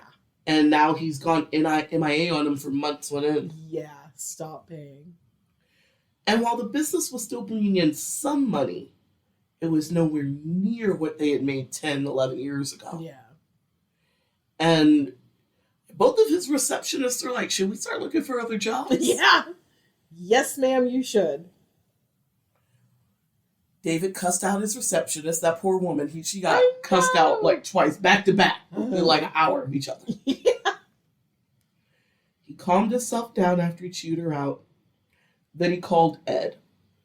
On the phone, Ed read David the riot act. He kind of like a yelling reminder that he was supposed to use Ed's travel agency, that was Yeah. part of their deal. And he just found out that you'd been booking through other people. Yeah. The fuck are you doing in DC? Cheating on me. You owe me money.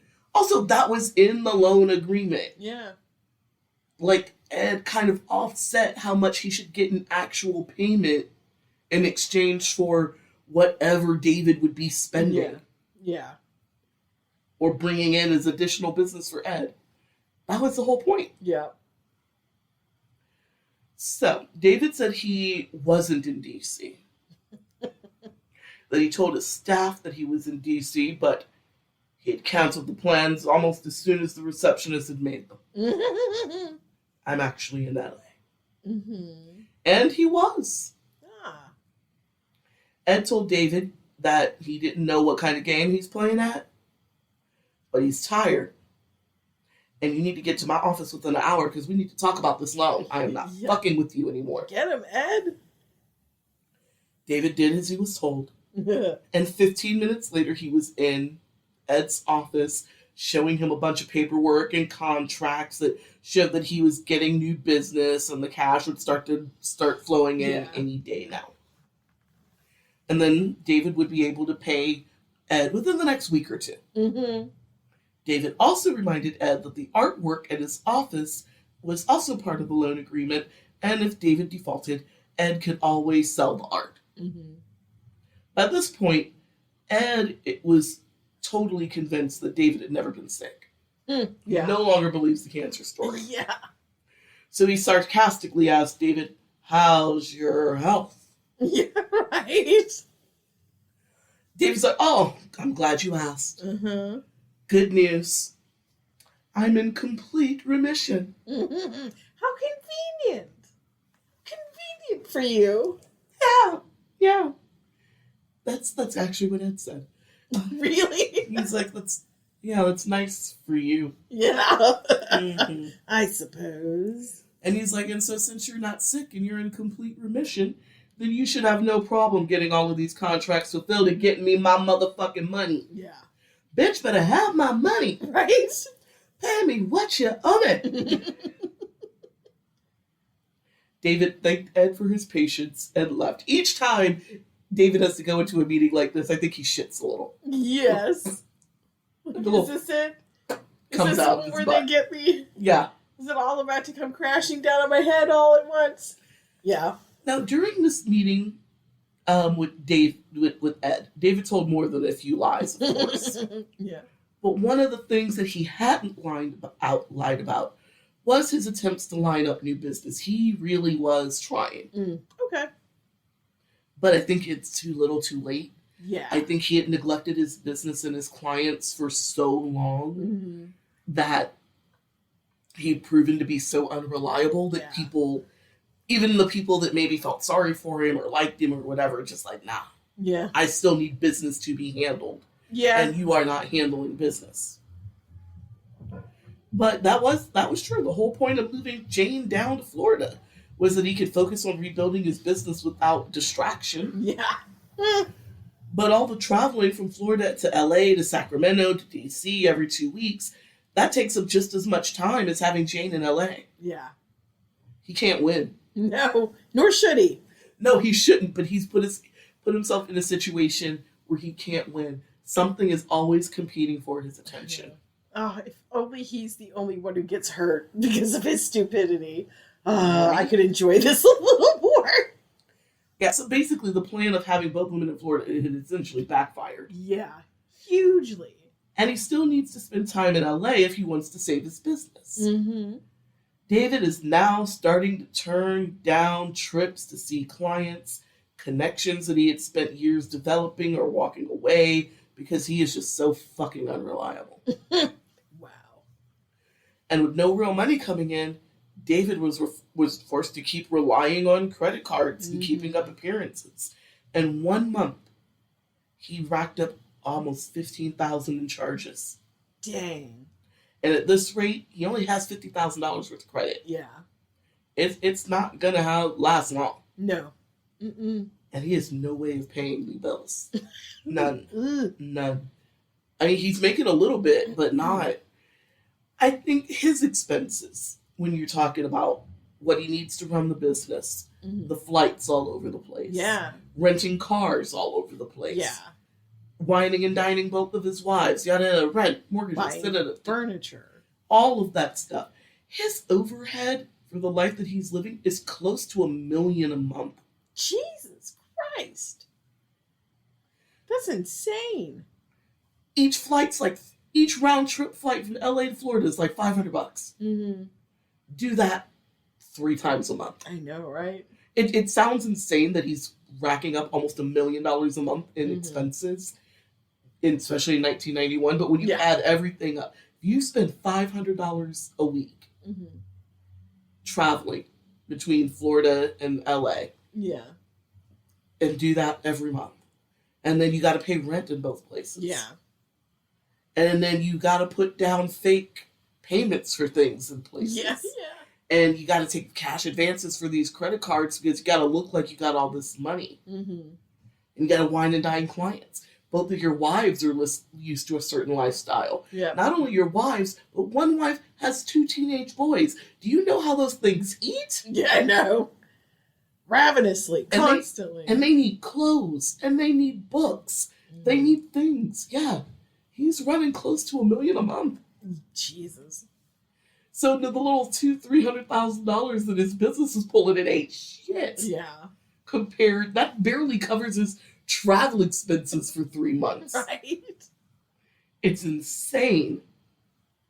But David's biggest worry is keeping the credit card statements away from Duarte.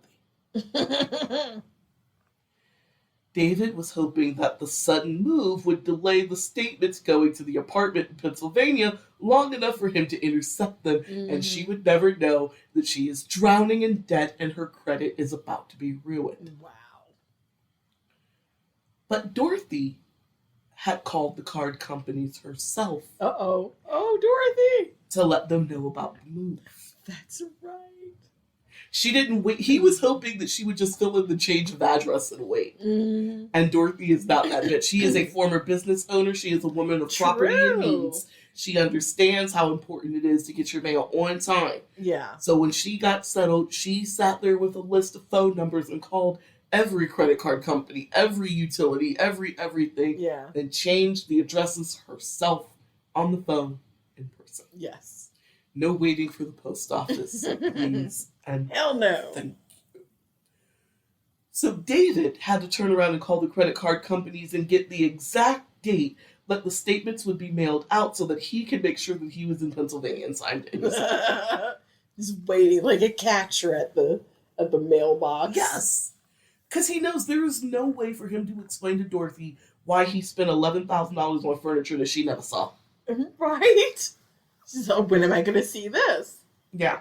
Where is it? It ain't in this house. This is a 2-bedroom apartment. This is enough Exactly. furniture for a mansion. It ain't here. So, where's my mansion? Right. There's Yeah. no way for him to explain it.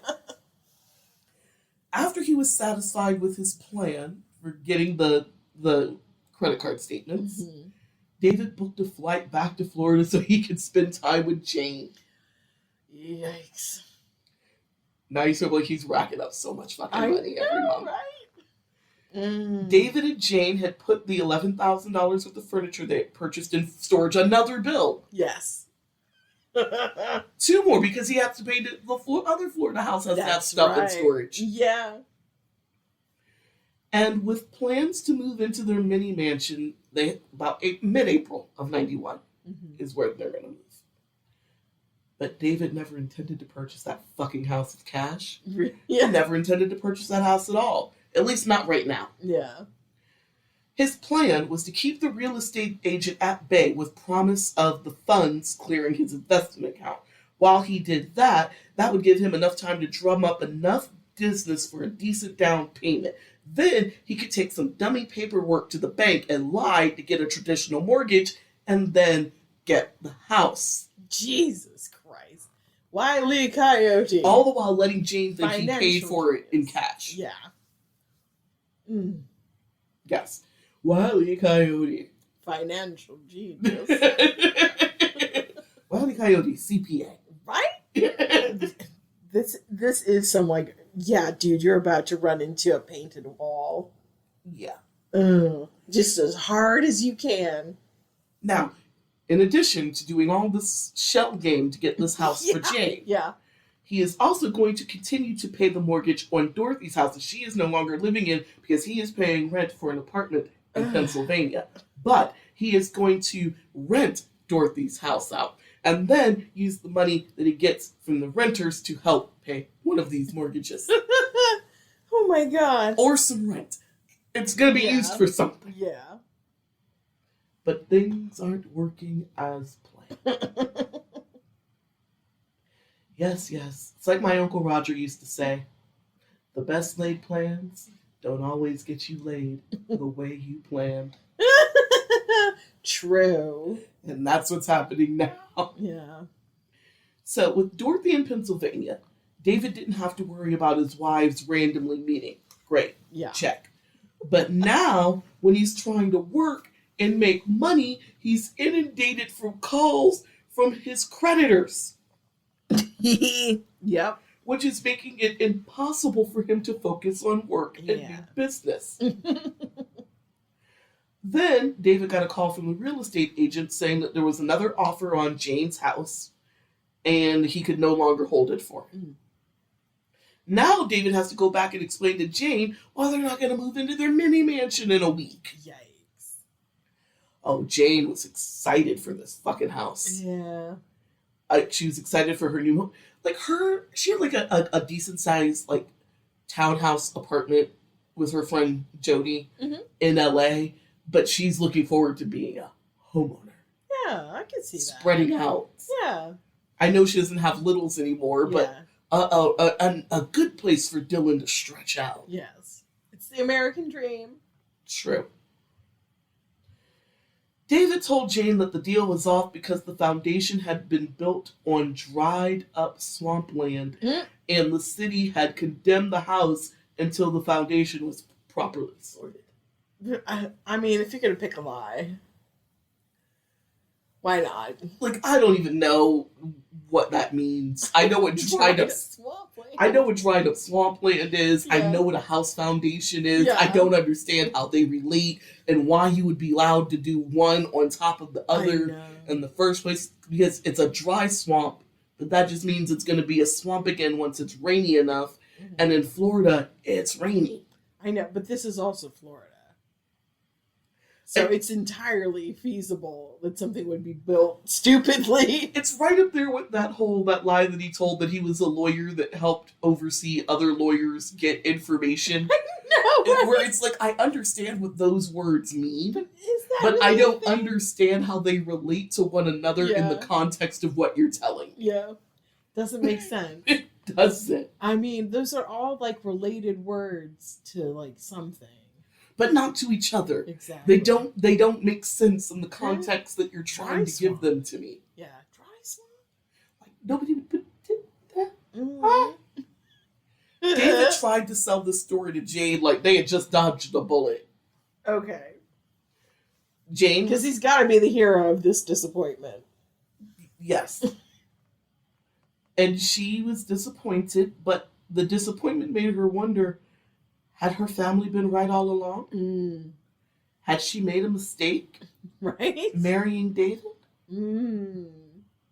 After all, I mean, she'd known him for like 6 weeks before they got married. I know. And now she rarely Oh. sees him because Disney always has him traveling for business. Yeah, when they're not on vacation.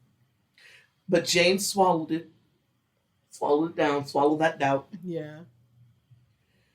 But taking David's explanation didn't do anything to assuage her frustration. Yeah. She ate it, but she wasn't happy at Yeah. all.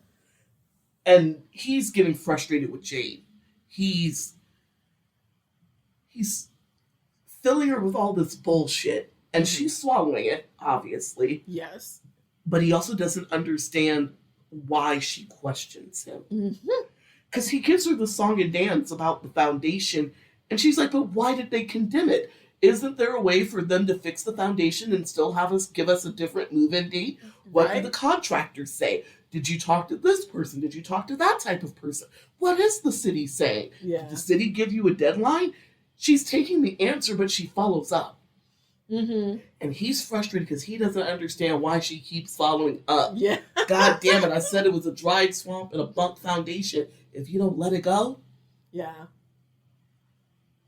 because that's what Dorothy would do. Exactly. Dorothy wouldn't even let the I don't- follow-up questions form in her mind. Exactly. I don't need much to restore my faith. Look, Jane is like, she has been in this one-bedroom apartment for over a month and she is over it. Right? He promised her a house Yeah. and she would like to be delivered. Exactly. She's downsized to this apartment. She has, actually. Because she had was in a whole townhouse. Yeah. Yeah. Even though it was a roommate situation, she had more than enough room for her, Yeah. her roommate, and for her son to come visit Mhm. Summers. So yeah, she's downsized significantly. But David was like, look, we're going to continue house hunting. We're going to keep going. But each house they saw, David would find an issue with. It would, he would either find an issue with the home. It's too small. It's too this. It's Yeah. too that. Not enough of this. Not enough sunlight. Whatever. Or he would make a big display of making an offer in front of Jane, only to either drop out of the bid completely, Yeah. cancel the bid, or bid so low that he knows that somebody's going to overtake it. Yeah. But he's making this grand gesture in Yeah. front of Jane. Smoke and mirrors. Smoke and mirrors. All of it. Because in the end, David knew goddamn good and well he didn't have money for this house, that house, your house, my house, Yeah. your mama's house, your daddy's house. He ain't got money for nobody's house. Mhm. He's barely making rent. Yeah. Pathetic. That's another thing. He's probably paying almost $2,000 a month in rent in two Yeah. different cities. Right? Finally, Meanwhile, he owns like 2 houses. But he has to rent those because he I has know. money. He needs them. He's renting out his. When he's in LA, he lives in his house in the valley. He Mhm. lives there. When he's not living there, he will rent it out. Mhm. And the other, and Dorothy's house in Florida has renters. Mhm. But Ugh. she thinks the government has sold it. I know, right? So Jane is at her wit's end.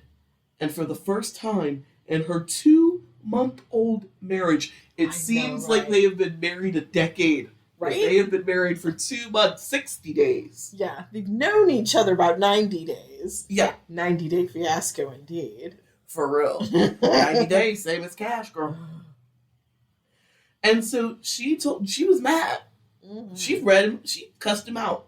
She told David, look, it's easy for you to say we could just keep looking. You're not the one stuck in this fucking house all day, in this fucking apartment. Little tiny apartment. I don't know anybody. I'm not working yet. Yeah. You haven't gotten. He had both of their cars shipped Mhm. to Orlando, so she does have a car, but he hasn't gotten it out of storage yet. Punk? Where's he gonna get the money to get her car out of storage? I know, right? But still. So she read him the riot act. She is stuck. Yes. If he is not there, she is stuck in that apartment. Mhm. She doesn't know. Well, she has her family, Yeah. obviously, but that's awful. different I than mean, talk about a step down in life. Like, not only are you you're like back in the home state. You're in this Mhm. 1-bedroom apartment, and you can't go anywhere unless like your mommy comes to get you. Oh my god! her parents are in their late 50s. They're still and they're working, still chauffeuring her around. right? But they still work, Yeah. and they got their lives. Mhm. Her sister can't drop everything just to fucking kick Yeah. it with her. I know. Everybody has their own shit to do that does not involve entertaining Janie. Exactly. Who has to beg for rides? Right. And she understands it and she respects it, but Yeah. like she respects that there are boundaries. Yeah. But yeah, she's allowed to be resentful about it. But she's mad because Sure. she shouldn't be waiting this long Yeah. for her to get settled in Florida. Yeah. Mm. They were so broke that David's actually desperate for Jane to get a job. Wow. Because she's going on and on about how miserable she is and how she's stuck. And he's like, well, maybe you should go back to work. Yeah. Please get some income. And no, because she should be setting up house. True. This is her plan. Yeah. She is a newlywed. They buy the house. She nests. Yeah. She nests for like another 2 more months. Yeah. And then she'll start looking for work. Yeah. She Doesn't want wants be to little nest. work. Yeah. He's a millionaire. Whether or not she goes back to work should be immaterial. Yeah. Should be. But yeah, he is desperate her to bring home something. Anything. But he had to play the part. He shrugged it off like, hey, do what you want. But Jane followed up and she was like, so how much time will you be spending in LA this month?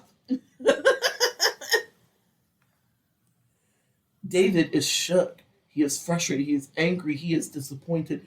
This is not the Jane he knows and loves. Yeah. This is not his Janie. Yeah, the pushover. The Yeah. Jane that he knows would never question him. Not only was he annoyed that she questioned him, Mm-hmm. but he resented the suggestion that he may somehow be lying to her. How dare you, madam? I very resemble dare that remark. Right? Mm-hmm. He is actually offended that she thinks that he could be lying. I'm good at this. You can't tell I'm lying. I'm good at this. But he tried to back her off. He tried to love bomb on her, Mm-hmm. wrapping his arms around her waist, pulling her close, Pull out the toolbox. and tried to remind her about the wonderful cruise that they had just been. She was like, yeah, fuck that. Yeah. Da, da, da, da. The cruise was great. It was a wonderful time. But it's not real. Mm. A cruise is not real life. True. I am talking about starting our real lives. And our real lives start with buying a house. Mm-hmm. Fucker. Jane wanted to know why he was gone so often. Like, she's got questions. Yeah. He has no answers. And he again, I think he forgets who he's talking to sometimes. Yeah. Because he decided to match her energy and said, my troubles are none of your business. Oh. Motherfucker. What? Okay. I got you, mother. Oh, Jade was pissed. Yeah. He definitely forgot who he's talking to. Oh, he knew he fucked up the minute the words came out of his mouth. He knew he Wow. fucked up. Because his business life is a secret from Dorothy, not from Jane. Yeah. None of your business is not going to fly in this house, Yeah. on this coast, And on it's this day. highly suspicious. Oh, Jane was none of my business. None of my business. Ooh. If we had extra frying pans in here, I would have. Basically, they have no furniture or anything in the house, barely. So nothing to kill you with. So she just stormed off and locked herself in the bedroom and didn't come out for hours and hours on end. Good choice. Because she had no knives or pans in which to beat and or stab him with. For the best. And then she told her, fuck you, none of my business. The whole fucking reason I'm in Florida in the first place is because you promised me a happy life. You said we had to move for your work. And now you're reneging on all of your promises, so fuck you. Right? Yeah. Then he tried to love bomb on her again. Mm-hmm. And then she told him to fuck right the fuck off. And she locked herself in the bedroom. Good for her. Good on you, Jane. Yeah. She's not having it. She is not having any of it. And he never did tell her how long he was going to be in LA. Punk. He eventually, after a couple of hours, it takes like 2 or 3 hours, but she calms down enough to come out of the bedroom. And he promises her that he'll talk to his bosses and curtail some of the travel and yada yada yada. And he was not gonna spend time in LA at all that week. He's gonna stay here. Love bomb you. Yeah. I've got to diffuse you. You're starting to think independently. I can't have that. Oh, seriously, he is shook because now he can't go to Pennsylvania. Oh, to get ahead of the statements. Right. That's what that trip was. He wasn't going to LA. He was going to Pennsylvania. Yeah. Intercept these fucking bank statements, these credit card statements. Love bomb Dorothy. Burn the mail. Yes. Then come back to Florida. Because if Dorothy sees those credit card bills, man. Yeah, it's over. But if he didn't stay and spend time with Jane, she was so pissed that she might actually leave him. God, he's so stupid. And he doesn't want that. Because he loves her as much as a creature like David Miller can. It's a twisted love. It really is. But it's genuine for as much as he can be genuine. And for the first time, David realized that he had underestimated Miss Jane. Yep. When he got into the relationship with Jane, she swallowed all of his lies so easily. Yes. She fell into the story so just pat that he wrongfully assumed that she was as passive as Dorothy. And she is not. Uh-oh. So he's going to have to work out a new plan for his double life. But now he has to spend the rest of the fucking week in Florida to keep Jane happy. But Jane was stoked when David said, I'm not going anywhere, darling. I'm going to stay here with you. Ugh, girl, you won the booby prize. And it's like, okay, I guess. But since he was forced to stay in Florida for a week, he was able to rekindle a relationship with some old lobbying clients. And by the end of that weekend, he had made 20 grand. Oh, hey. Still not nearly enough. It's not nearly enough, but I think it proves that if he stopped all this other double life bigamous bullshit, Yeah. he would be able to put himself in a position to pick a family, pick a life, and support it. Yeah. Yeah. But he would have to make a choice, Yeah. Jane or Dorothy. Mm-hmm. He doesn't want to do that. But it proves that he can make the money Yes. if he really focuses. Yeah.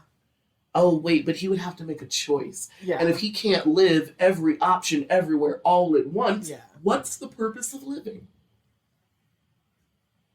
Mm. Yeah, it's... I can't even. I lost my place. I'm like, I just said that part. Ah. Yeah, he could have... It is weird how much bullshit could be avoided if he just actually focused his business on Florida. I know. But I wish him nothing but, like, distress. So, But here's the real gag. Yeah. In the excitement of actually making a couple of dollars, Yes. David forgot that he was supposed to get the credit card bills from Dorothy. Shit! Yeah.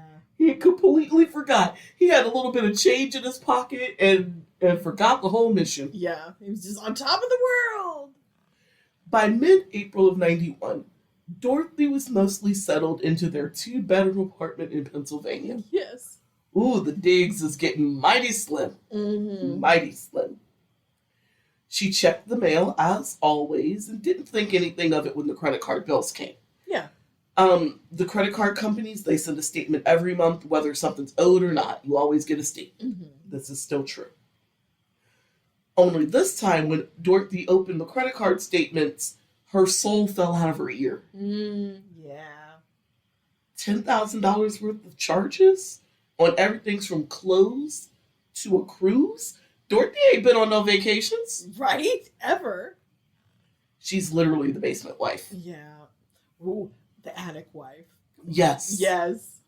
I watch too much Sister Wives. Oh, yeah, there are basement wives in that. I'm thinking more like Jane Eyre, like locked in the attic. Both analogies Flowers work. in the attic. Both The work. locked away wife. Yes, both analogies work in this situation. I am enjoying watching the dad from Sister Wives just fall apart at the seams. He deserves it. It's well deserved. He's been such an asshole for such a long I time. know. And while I would never hang out with any of his wives, No. they're just not my kind of people. No. And I'm sure I am not their kind of people, Yeah. which is fine. Which is completely To fine. each their own. I do wish them all the happiness that they can muster Yeah. away from that evil blonde-haired man. But, yeah. So when Dorothy opens these cards, she's just like, no, this has to be a mistake. No.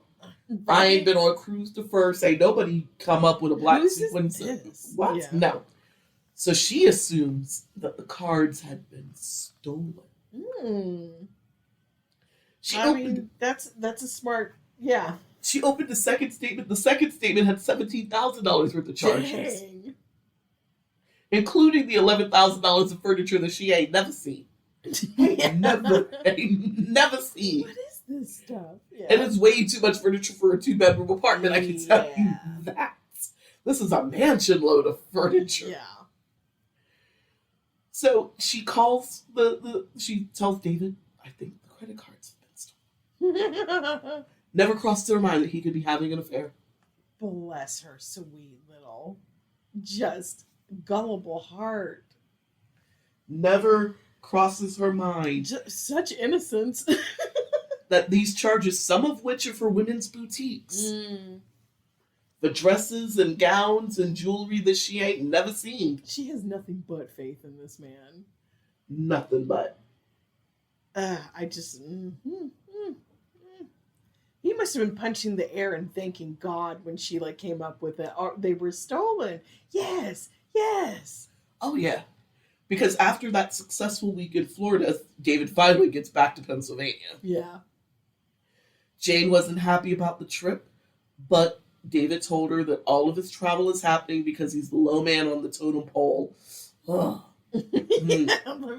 Girl, let me get the fuck up there. Girl, it's so bad he had to take a cash advance from the credit cards Oh. to buy the ticket Jeez. to get to Pennsylvania. Mm. Oh, he's fond of a good cash advance because Yeah. then people don't know what you spent your money on.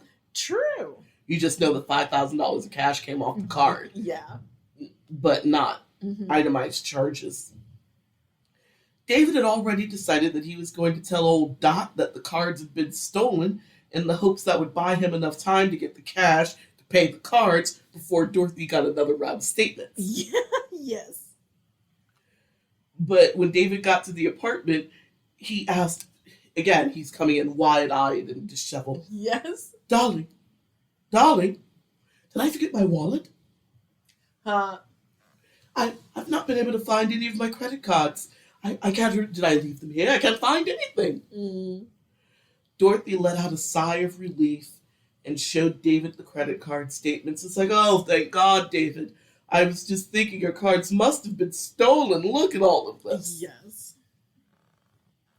And before he even had a chance to, say anything else, she's already jumped onto the cards are stolen man. story. Yeah. He didn't even have to sell it. She was already halfway there. He must have felt like the lucky weasel on earth. Oh my God, he was just a squiggling and a wiggling, Right? Oh, as yeah. weasels are wont to do, Let off a little musk. because they were going to thaka later. So, Yeah, he's so relieved. yes. New man. He is engorged from all of the blood rushing from his head. Woo! Woo! Coming And the down from relief. that adrenaline. Ooh. Oh yeah. So David said he would call the credit card companies in the morning before sweeping Dorothy into his arms and presenting her with a postcard from Saudi Arabia. That's his thing. Every time he goes on a mission, he comes back with postcards. Okay. So- Cheap. Sometimes Cheap the ass. postcards don't even match where he said. Yeah. Like one day he brought her, I think we talked about it in episode 2, where once he had brought her a postcard from Israel, but she was like, weren't you in Kuwait? Yeah. Why is it? Yeah. It was that. It was that. April 15th, 1991. This has been a very eventful month. Right? It was a normal day in the office at David's lobby shop, Mm-hmm. but just after lunch, around 1 o'clock, Ed barged into that office. Bam! Yeah. Kicked down the doors of bullshit. And he Bitch would better have my money. pay me what you owe me. Man. Yes. And he demanded to see David. The receptionist is like, he is out of town. I am just a secretary. Will you Right? quit yelling at me and breaking Leave things? this poor woman alone. So she offered to take a message Yeah. and just kicked in this woman's door. She's like, I can take a message. That's what I Right. got. That's what I got for you. Ed wasn't interested in leaving more messages that David never returned. Right? And he told the receptionist that David had promised that he would pay him back this week. Well, this He week did. is almost over, and he hasn't been paid. It's been over 2 weeks since he promised that payment and hasn't True. come through. And Ed is here to collect. Get him, Ed. Now, Grant, who is David's kind of business partner who's got one foot out the door Yeah. and is eventually just going to start his own lobby shop, is there. So he's able to kind of back Ed off of this receptionist a Yeah. little bit. Yeah. Draw some fire. And Ed is like, I have a loan agreement right here. So Grant's like, all right, let me see the paper. Grant reads the loan agreement, and it said that if David didn't pay Ed by December 1990, then all of the artwork in the office belonged to Ed, and Ed is there to collect payment. Grant had overheard all of the stuff, and he saw the paperwork, so he was like, well, everything's in order. Yeah. He stepped back like, do your worst. Yeah. Take those paintings. Ed did ask Grant to supervise what he was taking Mm-hmm. because he didn't want David to accuse him of taking more than what he was owed. Yeah. Fair. He owed Ed about 10 grand. Mm. A lot, It but could not be- a lot, Yeah. kind of thing. Ed took paintings off the wall that were valued anywhere from $1,000 to $8,000 each, supposedly. Then he went into David's office and started taking the most name brand pictures off of the wall. Really? Oh, Gerald Ford. That's petty. Gerald Ford, gone. Betty Ford, yanked. Reagan, taking it. That is petty. He took pictures from the wall. To take selfies of another man with the celebrities. He took them. That's amazing. But he took Good the for most you, Ed. But he took the most name brand ones. People that were like visibly recognizable to the general public. Yeah. Which Those ones are his favorite?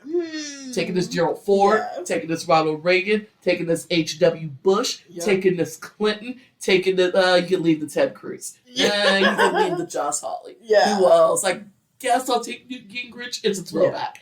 Like, what? Oh, I'm here for all of Ed's petty.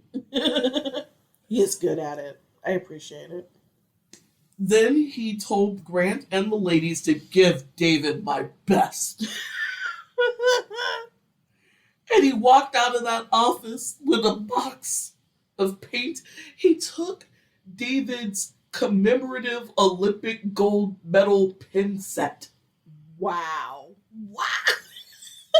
You know, that shit that they... I don't know if they still sell shit like that Oh anymore. my god, But for in the the 84 90s, Olympics? Yeah, like in the 80s and the 90s, Yeah. you would buy those like Because I'm imagining it's like for the LA Olympics and he's like, bitch, you are not an Angelino, I am. Give me this. Yeah, it was for the and so it was like a pin set and like a plaque thing or something. He took it. He took the pens off of his desk. That is... The pens. I was like, not the office supplies, Ed. I mean, get them, but I was I like, know. the office supplies. Eddie, you will never forget that I was paid. Never. When he took the pin set, I fell the fuck out. I fell out of my fucking chair. When David called in for his messages, he found out that Ed had come to the office and collected his paintings. that David's broke. He's done. Yeah. Something inside him broke in this moment, both literally and figuratively. Yes. He is literally broke because he has no money. Yes. Because you know the 20 grand he made that weekend is pretty much gone. Oh, totally. He had to buy a I plane mean, ticket to this place. Just servicing all the debt he has. Yeah. Yeah. And you know he didn't put any of that towards the debt. It No. went to servicing his wives. Yeah.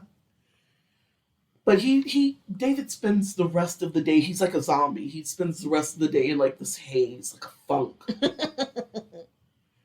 He was so out of it that he went home to Jane earlier than planned.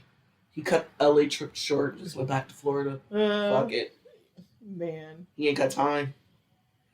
David was barely home for a day before telling Jane that he needed to go back to LA again. It's like you were just there. Yeah. But I think he left because it's like all these people are asking for money.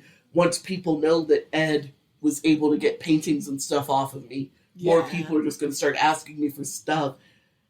Mini spoiler, the paintings and things aren't worth. Oh, I would have been shocked if they were actual, like, valuable paintings. They're not worth anywhere near what he claimed that they It's like were. you got it from Bed Bath & Beyond. Yeah, they're prints.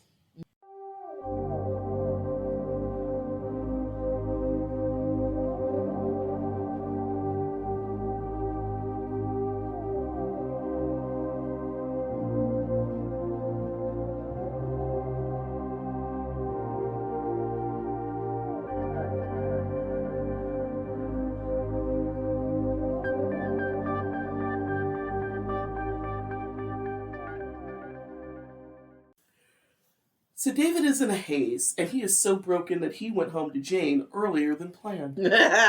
He can't keep the bullshit straight. No, I think that like he just knew there's creditors, there's everything, and he just couldn't hack it for the day. But then he's barely home a day before he told Jane he had to go back to LA, which he should have just stayed there. Yes. But he's a fucking coward. Jane is pissed, and she demanded to know what the hell was so important in Los Angeles that you can't spend time with me. Right? Good question. And he told her to shut up. Ooh. I'm sick of your complaining. Mm. Jane she locked herself in her room again. Mm-hmm. Because Good move. I think the other option is physical violence. Yeah. I mean, yeah. Leave the house or just barricade yourself in. Jane hoped that it was just the stress and things would settle down, new job, yada, yada, yada. So the next day, David gets back on a plane to LA. Mm-hmm. He goes back into his office. And then he informs his staff that he's closing shop. Ooh. He is dried up. He has no money. Yeah. There is nothing coming in. Wow. We're closing the business. Mm. And Grant, who had one foot halfway out the door anyway, Yeah. he told Grant that he would sell him the office equipment. Mm-hmm. So like the computers, fax, phone Okay. machines, that kind of thing. He would sell Grant the office equipment for a flat fee. And if he wanted, Grant could take over the lease to the office. Mm. Grant was like, bet. I was about to fucking peace out anyway. I'm doing This is so much easier. Okay. I'm doing all the work. I was already thinking about piecing out and setting up my own shop. Yeah. I'm the only one working in this bitch anyway. Fuck yeah. So Grant shook David's hand, wished him well, and started working on the agreement to settle the last of the business that he shared with David. Mm. David paid his 2 receptionists with personal checks that I'm hoping went through. Yeah. Fingers crossed. I'm pretty sure they did. I feel like if they would have bounced, I would have heard. Yeah. Yeah. Walked out of his office for the last time. Then David went to the Chamber of Commerce Yeah. and submitted his resignation. Oh, yeah. I forgot he was a member of the chamber. He submitted his resignation to the chamber. Mm-hmm. Then he went back to the Granada Hills house, packed up whatever his personal things, and made one last trip to Florida. It would be the last time David Miller would ever be seen in LA's lobbyist circles. Good riddance. It's bad rubbish. They were shook. I think the only person that wasn't completely shook was Grant. He gave a fuck. No, those receptionists saw this coming. Yeah, but for whatever reason, they decided to stick around. I hope Grant gave them jobs. Yeah. Or they probably got other jobs easily. Sure. Maybe the commute was right. You know what LA is like. Mm-hmm. But like with that many like calls from creditors and like when clients are chronically not getting answers, you know something's up. Oh, yeah. I hope everybody had their contingency plan. Yeah. Grant got a good deal on the office equipment. He did not assume that lease. Bad juju. I don't blame him. Oh, Yeah. He didn't assume that lease, but he bought the office equipment for like $500 Nice. Good for him. and set up shop and struck out on his own. 4 days after closing shop in LA, David finally came home to Jane. Mm. But he didn't come home to a happy wife. Uh-oh. Oh, Jane was pissed. Yeah. Not only did he leave her, again, Mm-hmm. but the 4 days he was gone, he didn't call, he didn't check in, he didn't write, he didn't do nothing. Dang. Yeah. Well, because he's just walking around LA in like a funk. Like, Yeah. What? Yeah. That's it. Letting her worry. Yeah. So she is pissed. Also, she's still mad about that fuck you, none of your business shit. Right? That matter is not closed. Hell no. Not for her. But she held out hope that David would change once they bought a house. Oh my god. She's spending a lot on this house. Buy a house. Buy a house. Buy a house. It's like talismanic. Buy a house. This Buy will a solve house. everything. Buy a house. We will be happy. God damn it. Because we're gonna buy a house. Buy a house. Buy a house. It's like the egg salad sandwiches and that imaginary kid that Richard Kuklinski was supposed to kill. Yeah. It's a talismanic buy a house chant. Man. Mm-mm. But when David came home, he wasn't despondent. Uh-oh. was happy. Uh-oh. He swept Jane up into his arms, Into his lying arms. kissed her deeply, God. sniffed her hair. Oh. Quit it, Fabio. Got a surprise for you, darling. Uh-oh. What? What is it? We're moving the trip to Europe up to Wednesday. Oh my god. It is Monday. Oh my god. This trip is supposed to happen in June. Yeah. It is mid-April. Mm-hmm. We're going now. Wow. 4 days. Yeah. 4 days. 4 days from that very moment. Mm. And he's waiting for it. He's like, we're leaving on Wednesday. 4 days. Oh my god, that's so wonderful. Yeah, right. That's not what he got. Fuck no. You're like, what the fuck? He got a blank stare. and a gobsmacked jaw. Right? And he was crestfallen by this reaction. Especially when Jane asked why the trip had been changed. Mm-hmm. But he was ready with a story.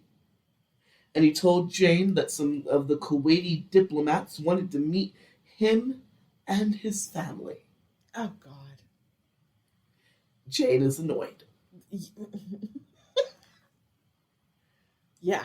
Look, she's like, we can't be ready for a trip this big, 2 weeks in Europe in 4 days. Yeah. Dave was like, why can't we? Let's be spontaneous. Oh my god. Jane is like, hello, passports, Yeah. immunizations, paperwork. Plus, do we have the right clothes for the crisp European spring? Yeah. We live in Florida, for fuck's Right? sake. We got weather. We got clothes for swamp. We got clothes for rain. We got clothes for the beach. We Yeah. got clothes for Disney World. We don't got clothes for Europe. Those are different clothes. Yeah. They are different clothes. The European spring is quite Yeah. crisp. Mm-hmm. Also, getting time off work. Arrangements. Things need to be done. You Yeah. can't just drop everything and go to Europe in 4 days because David said boo. Your mail has to be picked up. House sitters has to be arranged. Exactly. Are there pets? Yeah. Dylan's coming, but does anybody else in the group, like Is her he at sister, have school? small children? Is School's in session. Yeah. things. Yeah. David's sadness turned to frustration. His credit card still had plenty of room for this fucking trip, and David needs a break from all of his money and business issues. Why can't Jane just be fucking happy that I'm taking her and her shitty family on this fucking trip? Why does this bitch have to question everything? Because you didn't get to know her. Dude, for most of his adult life, David's self-worth has been tied up into who he can impress Mm-hmm. and how he impresses them. Yes. This is especially true of the women and he dated, and even doubly so for his 2 wives. Mm-hmm. David thought that telling Jane and her family that a foreign government was paying for this trip would boost his worth to Jane and make him feel better. Oh my god. He's such a child. That she would see him as this big, important man. It's so childish.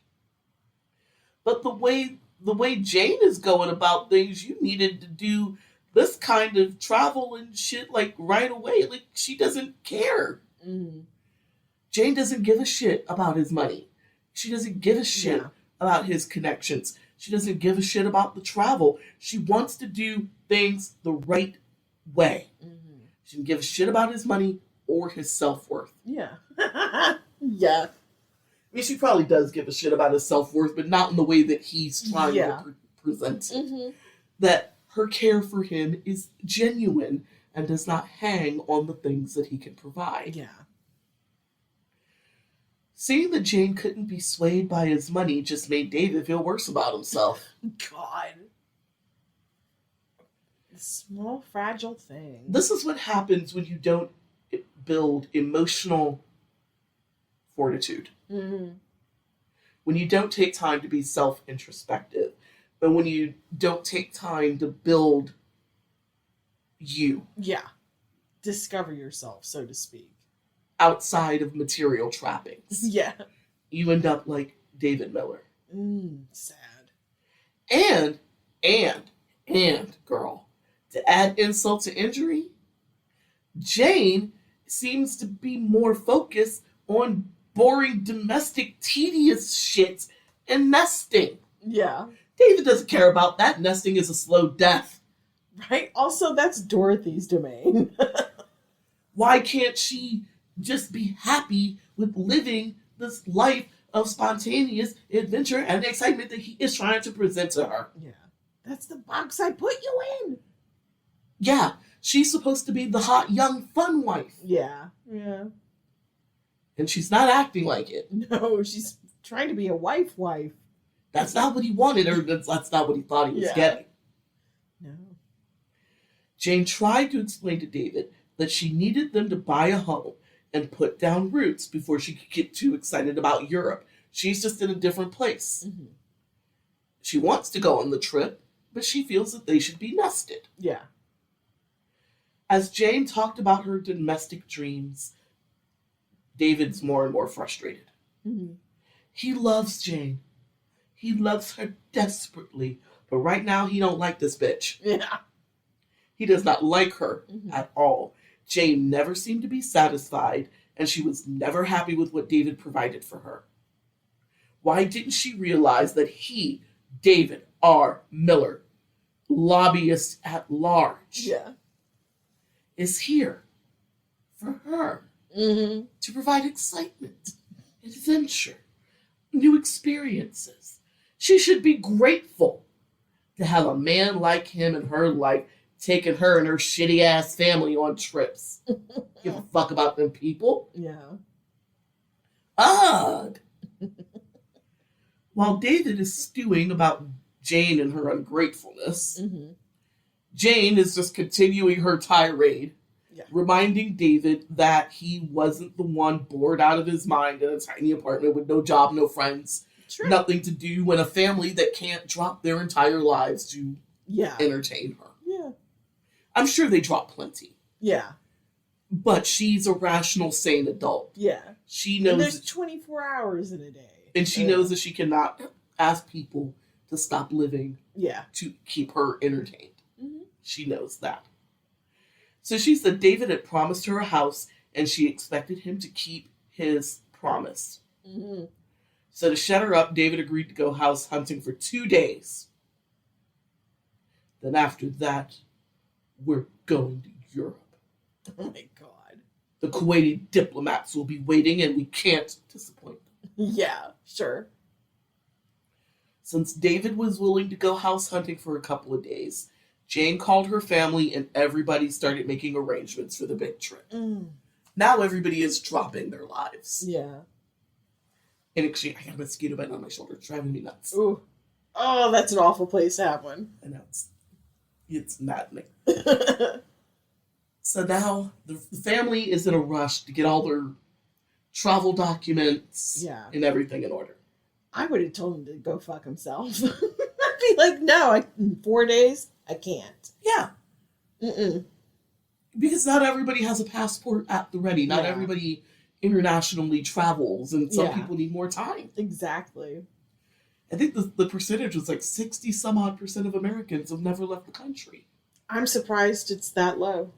Yeah, so that's what I'm saying. You can't just assume that everybody has international travel documents at the ready. Yeah. and could just jump on a plane and go. Mm-hmm.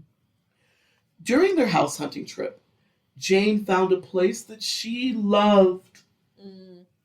and David said that he would put on an offer for $250,000. Mm-hmm. Sure. Their offer was accepted the next day, Oh. but David needed $5,000 to hold the house while he transferred money from his non-existent Yeah. banking accounts. Yeah. David knew that he would have to lie to get a mortgage for this house. Yes. He got the $5,000 on a cash advance on a credit card, turned that into a cashier's check, and gave it to the realtor to hold the house that he's going to have to fake paperwork and commit bank fraud to get a loan, to get a mortgage on a house that he cannot afford. A day in the life. Man. He already had plans to open his lobbying business in Florida, so he would just present fake paperwork. He was just going to dummy up the documents. I mean, apparently he's pretty good at this. Because, how many times throughout this telling has he come up with, employment paperwork, or I got benefits package, and it all looked legit. Like, apparently he's good. Or businesses, business deals in motion. And he can create paperwork. Like, I don't know how or where, but he learned how to forge documents pretty well, or found a forger.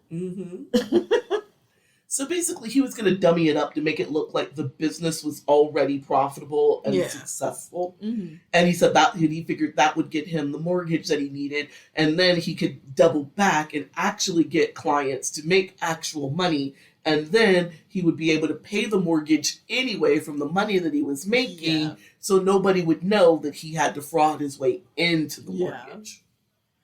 Woo! Tangled web. So now he's got a plan, and he's making a mental checklist of all of the documents he's going to need to forge while on his way to the bank to get the $5,000 cash advance for the house that he is going to temporarily try to steal. Yes. Stealing a house. He is. I mean, that is stealing a house. Yeah. It's a bold motherfucker to try to steal a house. No. And this was enough to get Jane to start packing from Europe. When she sees motion, she feels better and lulls her back into a false sense of security.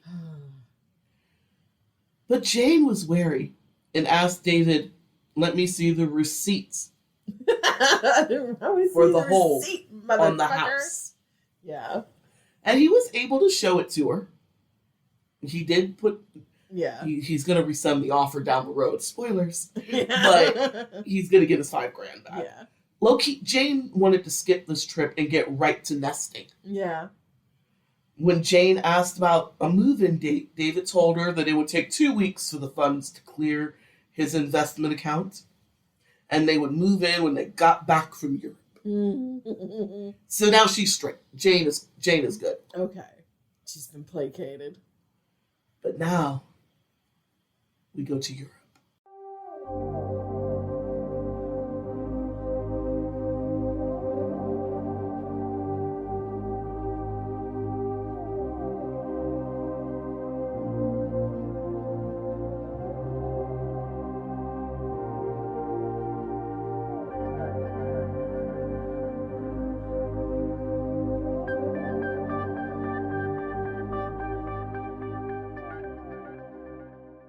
Yeah, wanting that, we've been joking about the Harlequin romance. Yeah.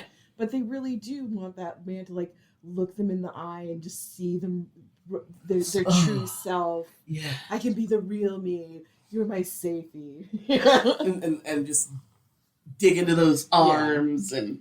Yeah. They want to believe a fantasy, and he's willing to sell them the fantasy.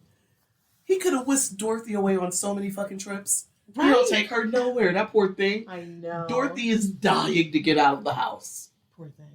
Yeah. Not trip to first. Janie got all the trips. But it's time to go to Europe and the beginning of the end. Yikes. The day before the trip, David told Jane that he had to spend the day before on business. And yes, he has to go to LA. Actually, Philadelphia, PA. Yeah. Whatever. He has to go to Pennsylvania. But she's going to think it's LA. Yeah. Because he needed to handle some business before the trip. And he asked if Papa Richard would drive everybody to the airport.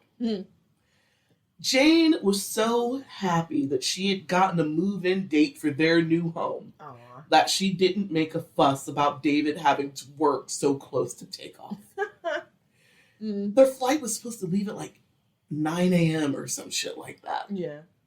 But you got business on Tuesday, and we're supposed to be on a transatlantic flight. Right? And you're going to LA? What? Yeah. Huh? Oh.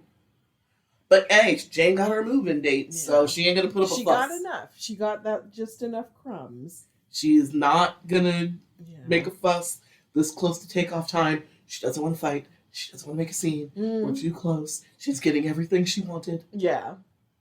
Yeah. And correction, the reality is David actually made a quick trip to Pennsylvania. Yeah. Doesn't make it any better, actually. No. Because I said LA instead of Pennsylvania, but it doesn't make it any better. Yeah. Either way, he went to the opposite coast Mm-hmm. for a day before he was supposed to get on a I flight know. to Europe. LA or Pennsylvania, Was doesn't he matter. trying to intercept more credit card bills? No, this was just a quick trip to placate Dorothy, give her some dick real Oh, quick, yeah. make her feel special for a hot minute, Pat her on the head. Yeah. ruffle the boy's hair, Yeah. throw a baseball, fuck off, and go to Europe. This wasn't, it wasn't about the credit card I'm bills. about to this go time. on a mission for 2 weeks. Mission, yes. Mhm. Yes. So, yeah, he just came in to make her cute, make her feel cute, pinch her nipple, hug a boy, and leave. Man. I feel like that's all he did. Man. He is not good at multitasking. So after spending some time in bed, curtains slowly, Yes. gently swing, Yes. like Batman Mask of the Phantasm. Oh my God, right? That was the first time I realized Bruce Wayne likes to fuck. I was like, I was just old enough to know that swaying curtains means. Naughty time. Dorothy asked David if he had called the credit card companies. David confirmed that he had, and all of the cards said that the charges would be removed and they would be restored to their zero balance by the next billing cycle. Mm-hmm. David told Dorothy that his new mission would take him to Saudi Arabia again. He'll be gone for 2 weeks. But now he has to get back on the plane to Florida Mm-hmm. to meet Jane and the family for the rest of the trip. But 2 days after David left, Dorothy got another round of bills. Mm-hmm. This time with a big, fat, red past due slapped on that shit. Oh dear. Aggressive. Not only are the bills past due, Mm-hmm. but there are even more charges. Dun dun dun. Dorothy is pissed. She marches to the phone. Oh, she is about to read some customer service agent for filth. Right? Somebody about to earn their $10 an hour today because it's 1991 and that's about what customer service jobs Yes. paid back then. Mm-hmm. But somebody's about to Mm. take way too much abuse Get for it. $10 an hour. Yes. Because she was ready. She was ready to bring the heat. I don't blame her. I would be livid in her place. Look, Dorothy was on the phone like, look, my husband called and he is a very busy, very important, super secret agent man who had to take precious time away from his day and keeping the country safe. And here are these greedy credit card companies not keeping up with their end of the bargain and not removing the charges. Motherfucker, I'm gonna get you. Get style this fucking beep boop beep boop beep boop beep boop beep boop beep. Beep boop. I'm trying to give it that 90s feel. Yeah. That beep boop beep boop beep boop beep boop boop boop boop boop boop boop boop. Because she probably is stuck in Pound. because she's stuck in a phone tree. Boop boop boop. Yeah. Boop, boop, boop, boop, boop, boop. Each time, just that long, angry red fingernail jabbing those buttons, man. So Dorothy is gonna call the credit card company herself. Right? More charges on there. Don't you know who I am? I am married to a secret agent man. Secret agent man. Still don't remember the rest of the lyrics, but it doesn't matter. Because it's a secret agent. Yeah, because that's the part that matters. Exactly. So she gets the rep on the phone, and the first thing the customer service person asks is, would you like to make a payment? Oh my God. Them's fighting words. Would you like to make a payment or a payment arrangement? I need you to do something. That shit popped up Man. on her screen with bad Past due. Past due. Yeah. Past due. Dorothy explained that her husband had already called and reported the cards stolen, and that he had been told the charges would be removed. Mm. And I demand you remove all of these charges. Probably close to $30,000 at this point. Yeah. Post haste. Right? Well, you figure the first round of bills, one was 11, the other was 17. Yeah. And then both bills still had more charges. So Mm. if past this prologue, he's getting close to Yeah. like 30 grand on Yeah. each card. We are accelerating towards the bottom. Quickly. Customer service put Dorothy on hold, as they are wont to do when you call, sounding like an utter loon. Right? They're running to their manager. Oh my god, she's yelling at me. She's a loon. I got a loony. Yeah. Can you keep a supervisor on standby because I'm gonna need. I already got loon number 1 for the day. And you know everyone in that call center is figuring out, ooh, we've got another cheating husband. Yep. And the wife is just finding out. My favorite ones at the cable company to get was people that would be angry about porn on the cable boxes, like pay-per-view porn. Yeah. And I'm sure the technology has gotten even better. It's been better part of like 20 years since I worked at a cable company. But back then, you could tell what box ordered what. Mm-hmm. Of course. Right? And I'm sure the Video box on demand. I'm sure the box can give you even more data Yes. now. As Oh, far yes. as like who was logged into your servers and Yeah. things at the time and shit like What that. ID was it? Man, right? And so my Soon favorite they'll get your retinal scan. my favorite thing was to get like some angry person. Could be the husband, could be the wife, didn't matter to me. But whining, pissed about their like $300 cable bill. Ooh. That was like $250 worth of porn. And I would look up the box and I'd be like, okay, all of these purchases came from box 123 XYZ. What room is that in? Well, I got 5 cable boxes. I understand that, sir, but I also don't know where you put them. Yeah. So, I will hold on while you check your boxes. The sticker with the box number is on the bottom, towards the front. Big white sticker. The number will be there. Just look for the last one. It's going to be a long number. Just need the last 4 digits. 123 XYZ. Okay, so I got these people on the phone. They're muttering, sputtering. It's not this one, not this one. I understand. Okay, we got 3 more to go. And then they end up in, like, inevitably, their teenage son's room. Right. My son's room. Okay, well, that's the last box. Check the box. That's nobody in here doing this shit. What's the box number, sir? 123 XYZ. Okay. It does. So, who lives in that room, sir? My 17-year-old son. This is his room. Well, then that's the person that is responsible for these charges. $250 for. And that's what this customer service rep at the credit card company does. Yes. She essentially puts Dorothy on hold, goes and gets the charges, and matches signatures. Ooh. She also told Dorothy that there was no report of the cards ever being stolen. Mm-hmm. And that all of the signatures for all of these purchases matched the signature on file for one David R. Miller. Dorothy, welcome to the worst day of your life so far. While Dorothy lays on the floor trying not to die of the heart attack that Right? she's having. Oh. Poor thing. Meanwhile, back in Florida, Papa Richard is having doubts about this trip to Europe. Mm-hmm. David called in the night before asking Papa Richard to take everybody to the airport since he had last-minute business to handle. David reassured Papa David that his Kuwaiti contact, a man named Nasir, Good God.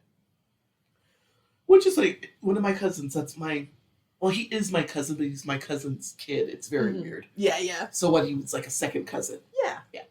My cousin's kid, that's his name. And I'm like, oh, why you gotta wrap that little I dude know. into it? He ain't done nothing to no body. Exactly. How dare you smear Nasirs all over the world? Right? I'm like, Nasir ain't never done nothing to nobody. I gave him a $5 bill just as a gift, and he was so happy. I was like, you are a $5-aire. And he was like, that's right. Yeah. I got $5s of dollars. And I was like, handle it. And because he's like 7. Yeah. And so now when he has money, he tells people he's a 5-aire, a 10-aire, a 20-aire. That's adorable. He has 20s of dollars. Wow. One day he'll grow out of it, but until then, I enjoy that he is just making weird new slang. Yay! Or using my weird new slang. Exactly. That's how language evolves. I give them to the child and I send them forth. With a $5 Take this bill. child its syntax and grammar. Fuck with it. Give it to your children, give it to your peers. Yes. Mold it into your own. So, according to David, Nasir is going to have the tickets waiting for them at the gate. Mhm. Papa Richard knew the Nasir story was a crock of shit. Right? It's so stupid. But he did believe it might be possible that David is just a millionaire who's paying for this trip out of his own pocket. Yeah. Because from the way Jane is spending, from the way David is spending, Mhm. the only thing that might be true Yeah. is that he comes from some kind of money. I could see that. Because he's spending like a person that comes from money. That is a really generous, extremely generous interpretation of what's happening, I think. I think he knows that David is a lying liar that lies, Yeah. a loser, and a fraud. Mhm. But he wants this to work out for his Janie so bad. Yeah. He wants his baby girl to be happy. He wants this man to get his head out of his ass and give this girl the stars, the moon, and everything else he promised her. Yes. But he is wary enough to realize he might have to hoover his daughter up off the floor when this shit goes left. Yes. And it will. But he's trying. Yeah. I think well played, Papa Richard. Yeah. Yeah. Like, that's the best you can do is hedge your bets. It's like, we're not going to alienate her. We need to be in her life. Yep. Mm-hmm. So Papa Richard, Dad, as David likes to call him, God. Poor man. asked David to level with him. Mm. He's like, look, I know you're working at Disney. And he knew that David had taken Jane to his office and seen the door, so fine, he will believe that. Yeah. But Papa David couldn't understand why some Kuwaiti diplomat would want to treat David and his family to 2 weeks in Europe. It makes no sense. Right? It So- doesn't. So he's giving David every excuse to say, yeah, I come from a couple of dollars, but I'm not really a diplomat. I'm a workaday lawyer that works at a family firm. I only told Jane the diplomat thing because how we met on the plane, I just needed to get next to her. Yeah. And Yeah. now I don't know how to get out of the story. Which, again, a charming plot for an 80s rom-com. And I think Papa Richard would have bought it. Yeah. Because I think when he asked him to level with him, that's the story Papa Richard wants. Yeah. Tell me something that I can believe. Yeah, he wants to Give believe me that something. David has the money in a way that's not being a lying fraudster. Yeah. But David can't give him that. Because he's a lying fraudster. Exactly. David did admit to Papa Richard that the story did sound far-fetched, but back in LA, he had parts in some very important political dealings which had involved the government of Kuwait. I'd worked closely with Nasir and helped with some legal advice. The whole thing's way too complicated to explain to you on the phone right now, but suffice it to say, Nasir's just grateful for my help. Mm-hmm. I had refused a cash offer, which of course he tried. But I didn't want it to look like, I was being dishonest. I didn't want to look like a grifter. Exactly. So I didn't want to take cash. Yeah. Like I'd been paid off for something. Mhm. And hence, Nasir decided this trip. Papa Richard was like, uh-huh. Right. But isn't accepting a trip worth several $1,000s the equivalent of taking a payment? Right? Also, normally when politicians are bribed, it's the other way. The politicians don't bribe the lobbyists bribe the politicians. Yeah. Eric Adams, goddammit, we're watching it unfold in real time. Exactly. Turkey gave him how many fancy trips? So many, in hotel stays. That's how you bribe. Yeah. But whatever. So, but David assured him that the gifts of trips and other valuable things were very commonplace in the political circles, and I roll it. It's fine, sir. He basically called Papa Richard an uneducated rube. Oh, Think about it. what a coastal elite. Didn't he? He just was like basically. the circles I run. It's too complicated to explain now to you Yeah. on the phone. I don't want to bore you with the details, Exactly. you rube. Like, he just nasty called that man a rube and said you wouldn't understand. Mm-hmm. Papa Richard picked up what he was throwing down, and he was like, I will beat this motherfucker with a baguette if you don't stop playing with me. Right? Papa Richard didn't believe any of it, but if Jane was good, he wasn't going to make a fuss. He's going to white knuckle his way through this trip. Bless his heart. For real. He's going to white knuckle his way through it, because when that girl falls apart with this trip and everything else goes sideways and his little girl needs to be collected off the floor, he would like to be there to do the collecting. Yeah. He knows where all of her pieces and parts are. He can make sure that they put her back together whole. Yeah. Nothing will be missing Yeah. when she shatters like glass. Yes. That's the only reason he's putting up with this. Yeah. He He's a knows good it's just dad. not going to end well. The morning that they were supposed to take off, Jane and family waited 2 hours for David to arrive. Their plane was supposed to leave at like 9. It's like 8:30. There's no sign of David. They've been there since early morning. Yeah. No sign of David. Jane tried to save face with her family. Well, his meeting ran long. Papa Richard said, look, we're going to wait 30 more minutes. 30-minute warning. If he's not here, we're all going home. My car, my rules. He's still the dad. Fair. The reality of the situation is, the morning that David was supposed to be on his flight back to Florida, he decided to take Dorothy out for breakfast instead. Oh my God. They'd spent a lovely evening in bed together. They had a nice, slow start to their morning, nice and romantic. Yeah. Let's take her out for a little breakfast. Take her out for a little brunch. Yeah. Make her feel Oh my God. Make her feel super duper special, so she don't talk no shit about me being gone for 2 weeks. We enjoy the fire I put out here. Yeah. The tranquility before I walk into the explosion waiting for me in Florida. Also, he knows that Dorothy's going to get more credit card statements. Oh, he Those wants credit to be card there to catch statements are going them. to be fucked up. So let's have one more good day before this relationship falls apart, shall we?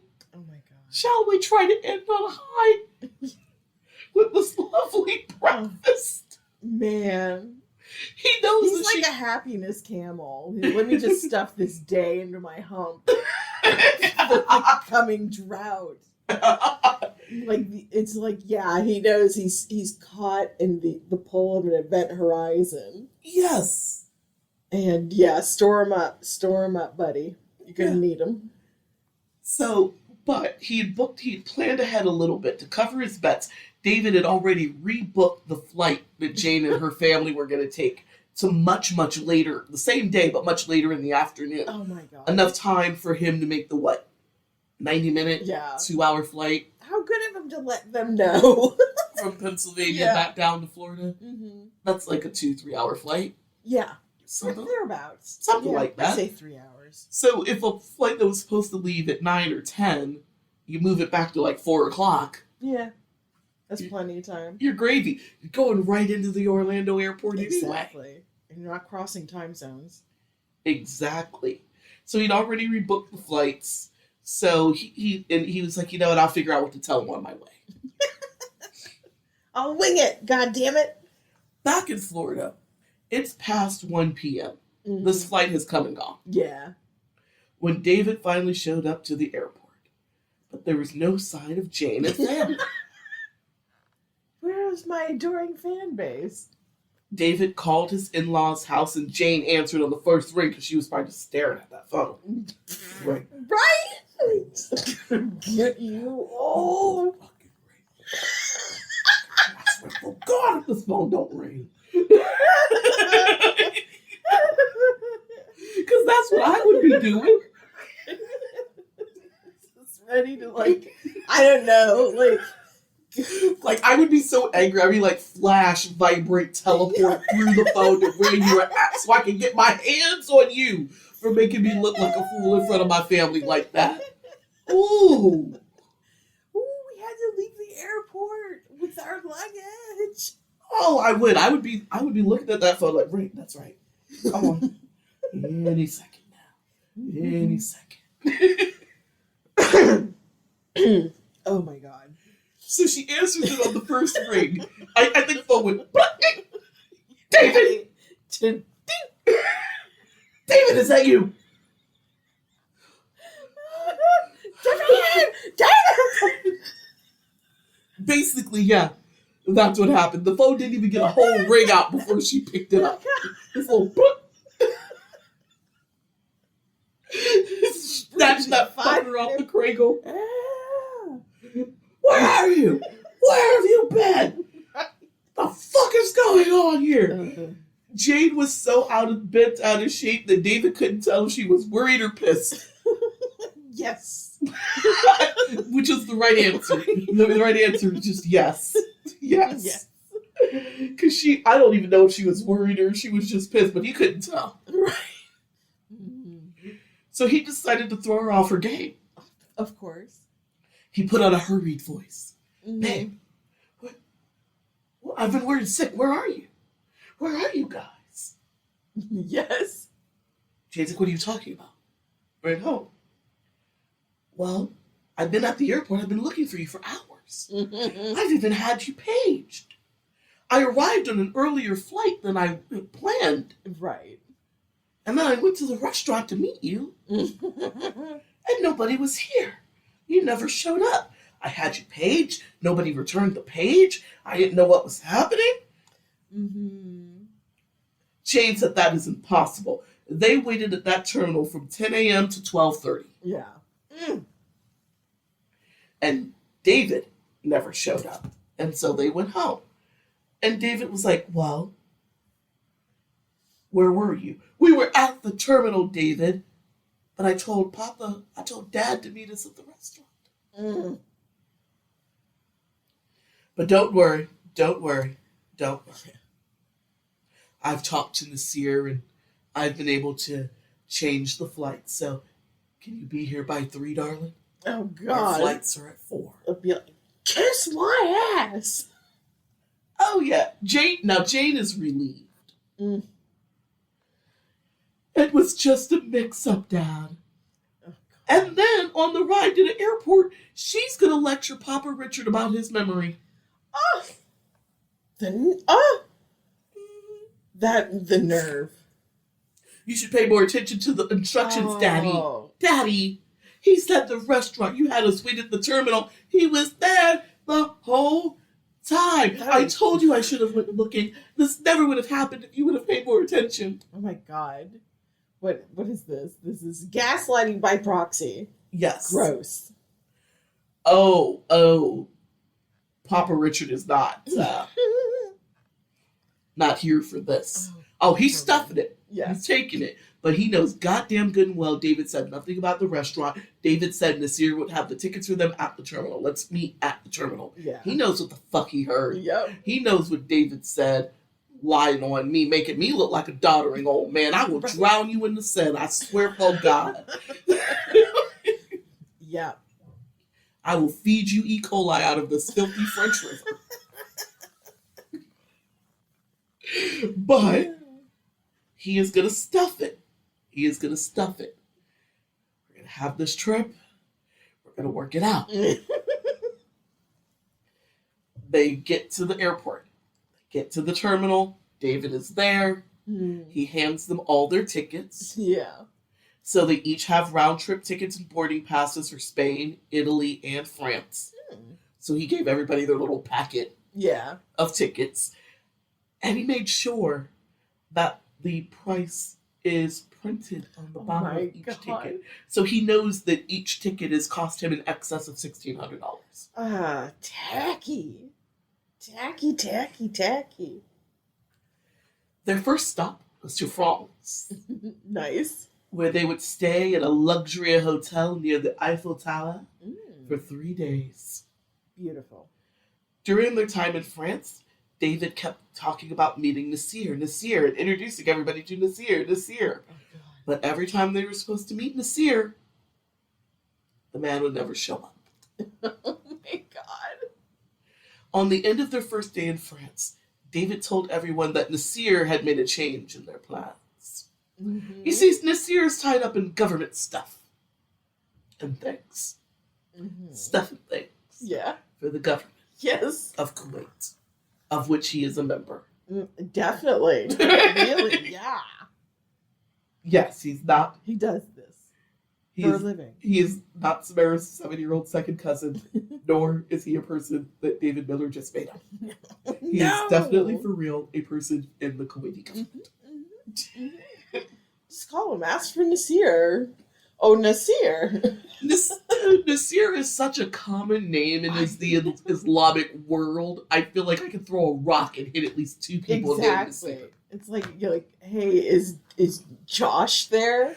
Right. Nasir is one of those. It's almost like the Islamic world's version of John. Yeah. Like Nasir, Jamal, Akbar. Yeah. There's like I can think of like those. John, James, Steve. Yeah. Yes.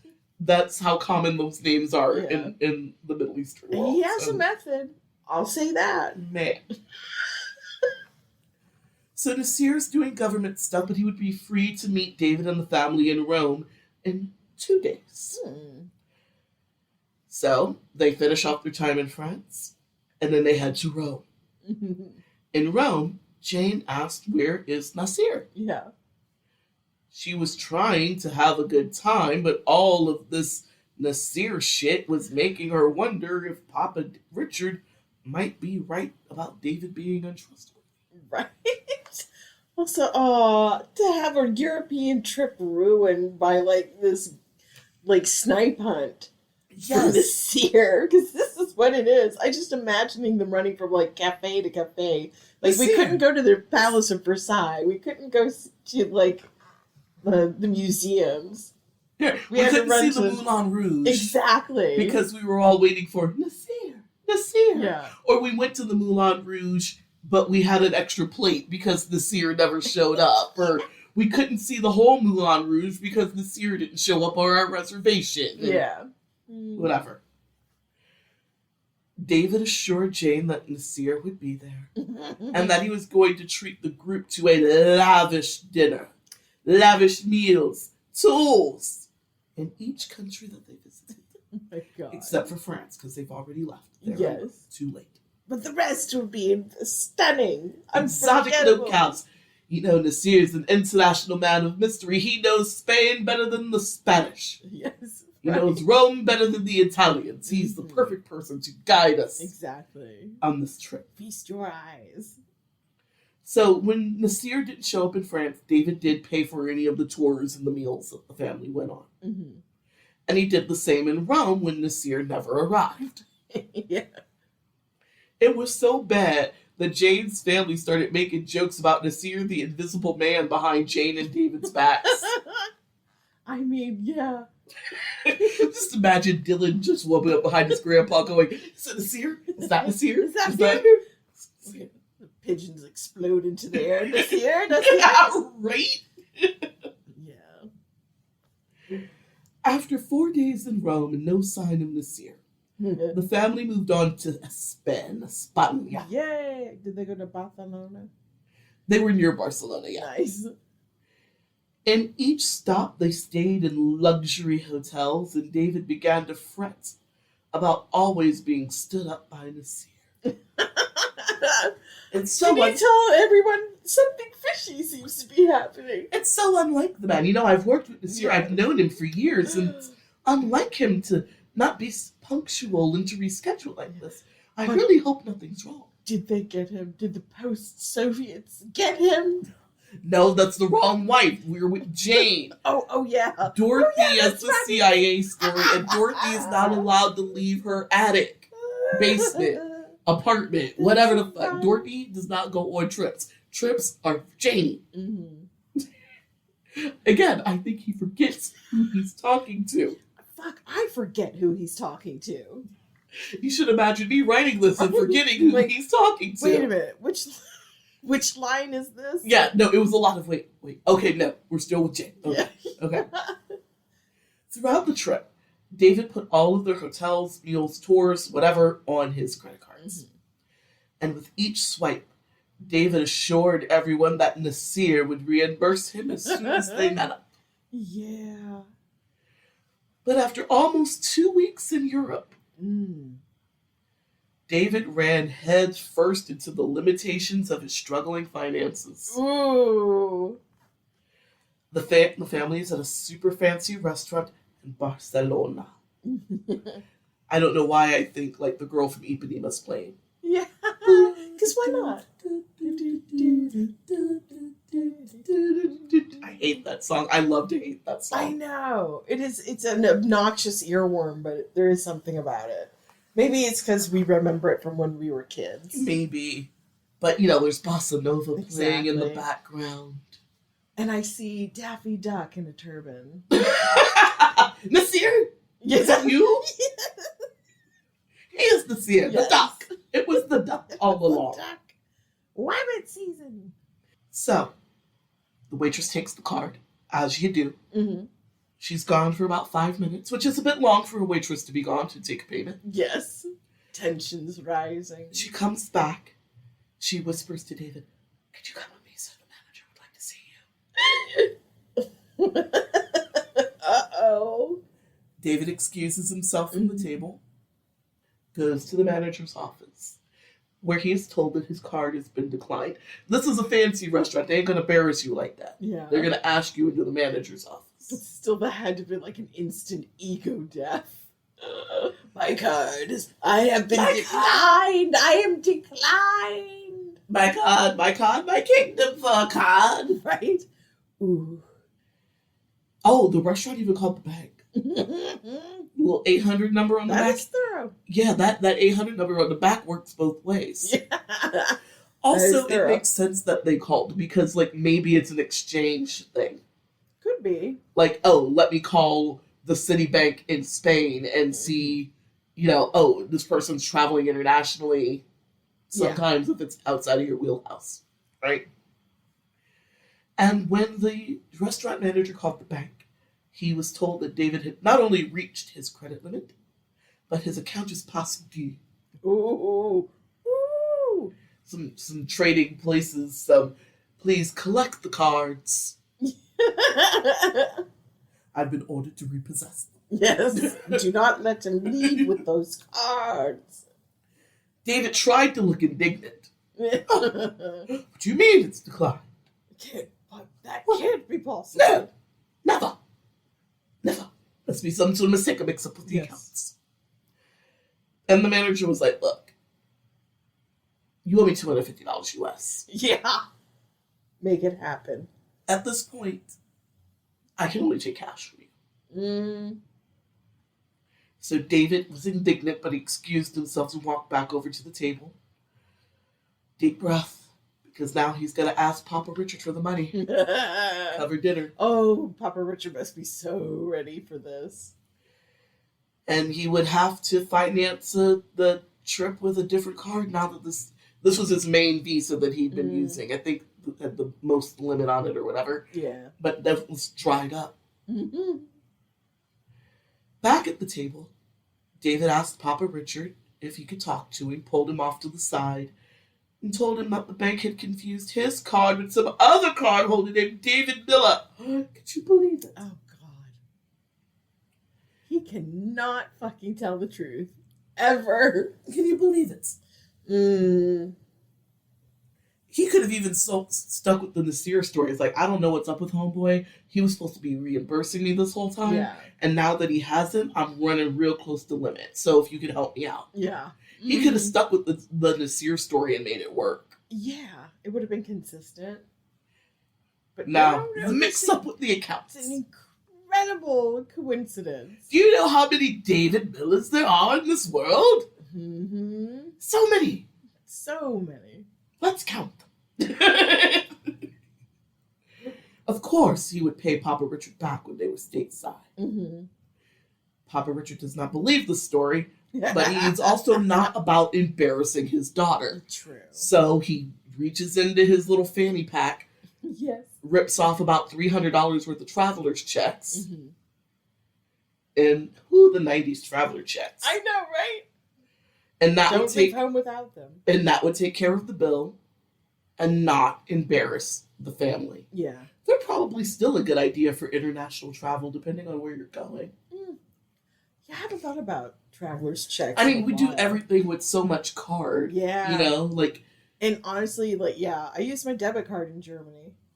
yeah, well, It was nothing. true. I would just feel like, maybe if you were going to like a show or something, you would want something that worked more like That's cash. true. But no, it'll do the exchange rate and everything. Well, then, It's incredible. We live in the future right? of commerce. Well, Why is that the only thing racing forward? I hate it. everything else is incredibly retrograde. I don't understand. You know why? Fear of the future. It's coming Yeah. too fast. They can't handle it. Yeah. Cowards. Okay. True story. So, yeah, he gives David the traveler's checks because he doesn't want to embarrass his family. Yeah. He doesn't want to. David's lying. Papa Richard knows it. But he's not going to embarrass Yeah. Janie. He's not going to embarrass the family. Yeah. He's not going to make a scene. He'll just give him the fucking money. Yeah. Jane watched the exchange between David and Papa Richard go down with a quizzical look on her face. Because, David pulls him off to the side. Yeah. That's mean- weird. David's a millionaire. And it should have been impossible for him to run out of money. Yeah. Because when the waitress says, "Can you come see the manager?" everybody knows that's the international code for this card has been declined. Yes. And we don't want to embarrass you in front of your family. Exactly. Everybody knows what that means. Yes. It's called civilized. Being civilized. While David was talking to Papa Richard, the restaurant manager came out. Apparently he was taking too long to figure out what the next move was. Mm-hmm. So the restaurant manager comes out and he's talking to David in Spanish. And it's clear that he wants him to make some sort of payment. Yeah. David got red in the face, put up his hands, and sheepishly said, "Well, no comprende." Jane covered her mouth to stifle a gasp.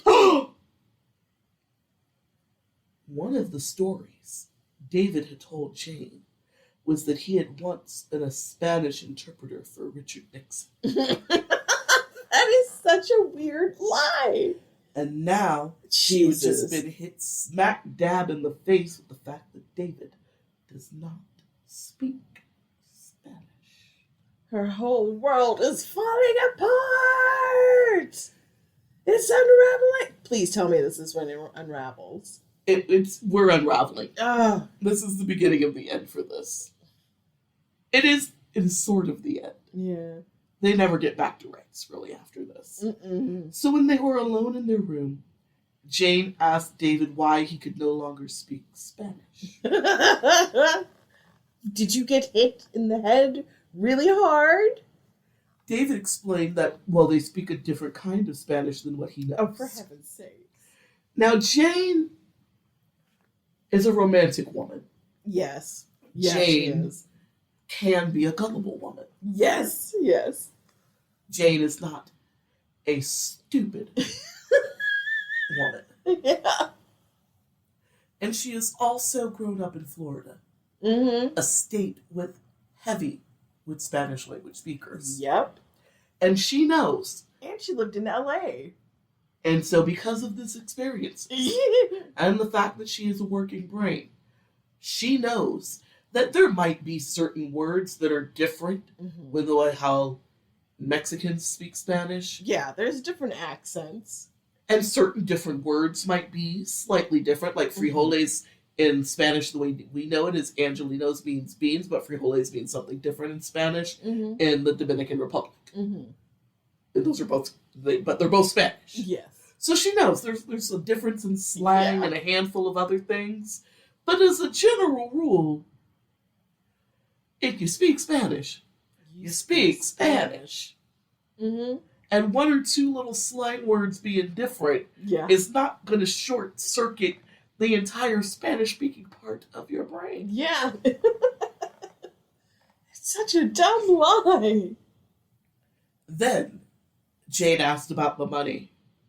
It seemed impossible that the bank would make a mistake on a credit card. It's a fucking credit card, not a debit card, not a personal check, not any of the other or loan paperwork, not any of the things where you could confuse David Miller #1 with David Miller #2. Yeah.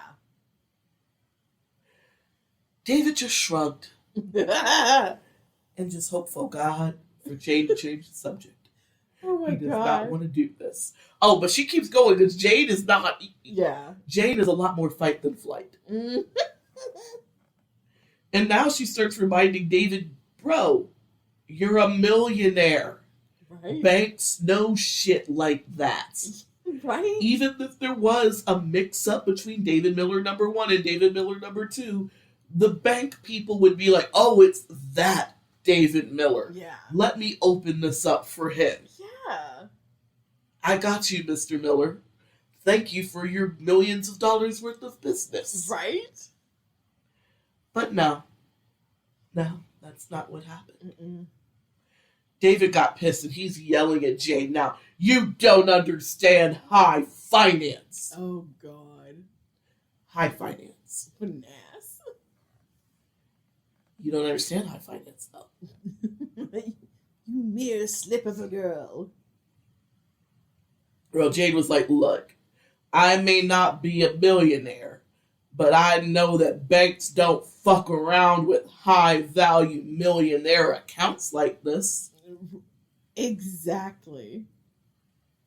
All you should have had to do was call the bank, verify your information, and they would have released the fucking funds. Right? True. She's got his number. She ain't wrong. And I submit you don't even have to be a millionaire. I have traveled internationally and used my card and had it shut down. Maybe only had $800 in my bank account, but I called and they said, oh, okay, Miss Blue, we'll go ahead and get one. And I'm not even a millionaire. Yeah.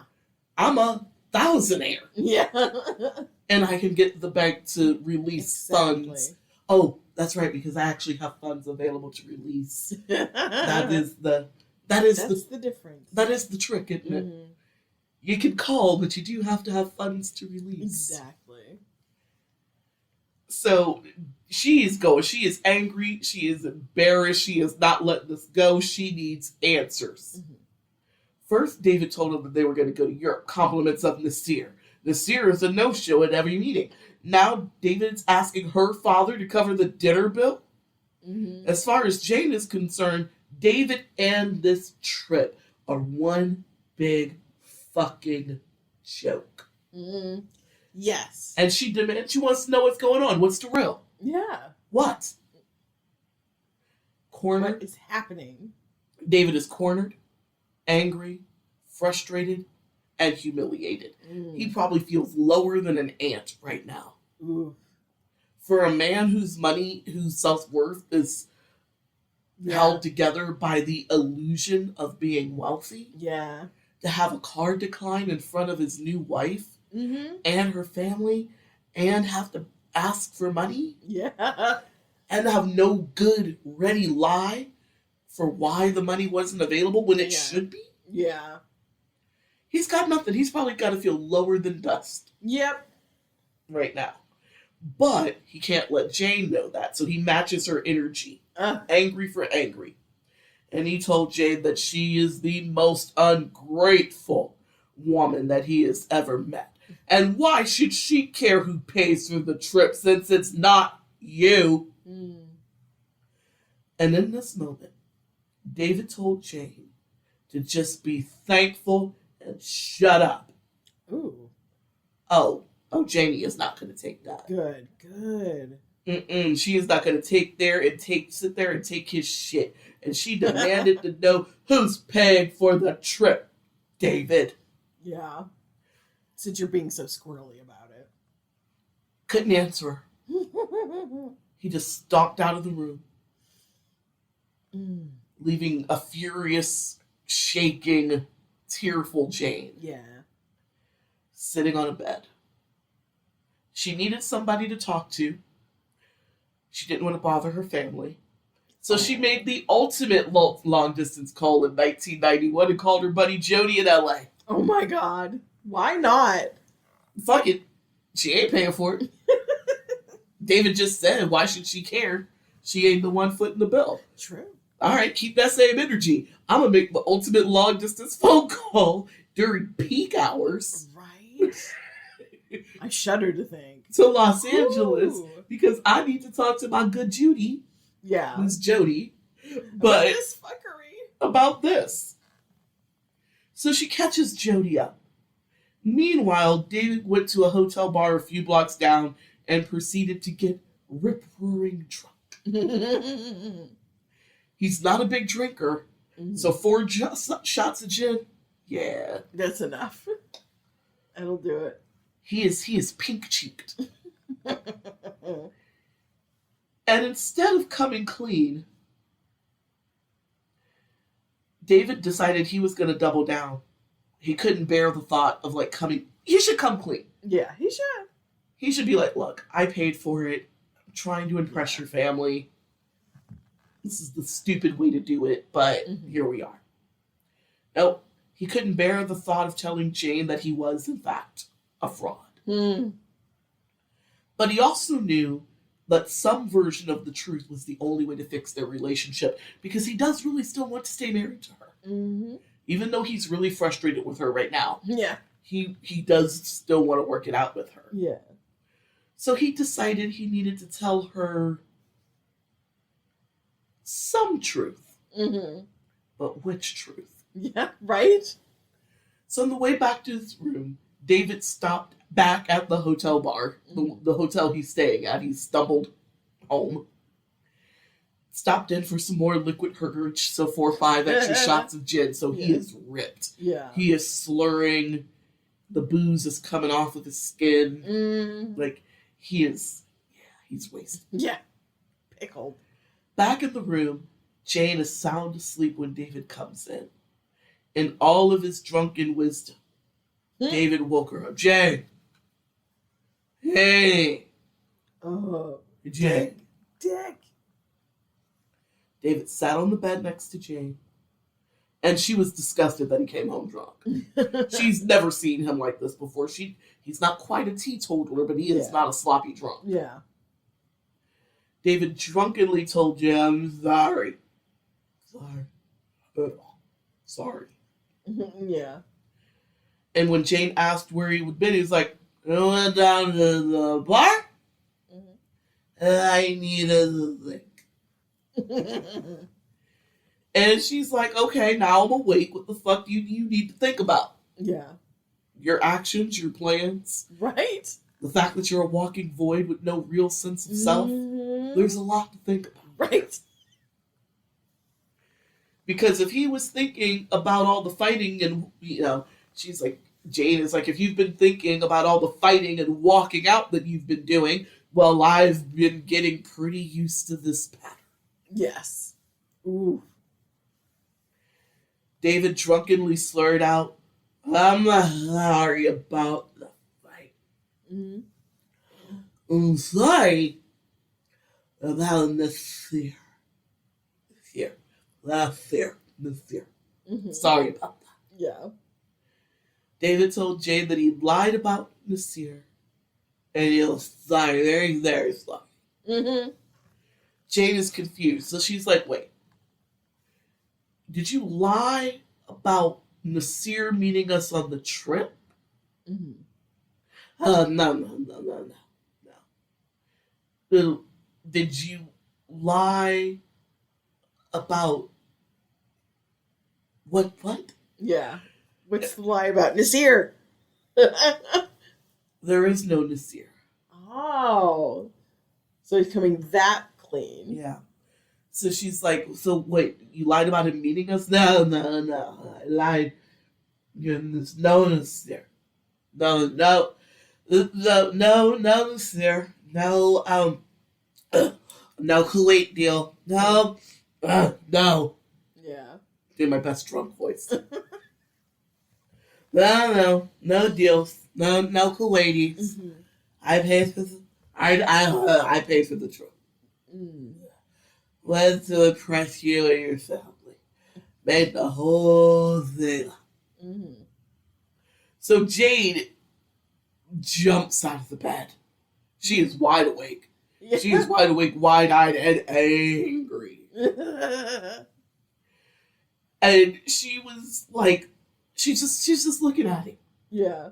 Just looking at this lying, sad, no good drunk of an ain't shit husband, and look at this no good janky motherfucker sitting here. Right? David kept saying that he was sorry, grabbing at her hand, trying to pull her in, Yeah.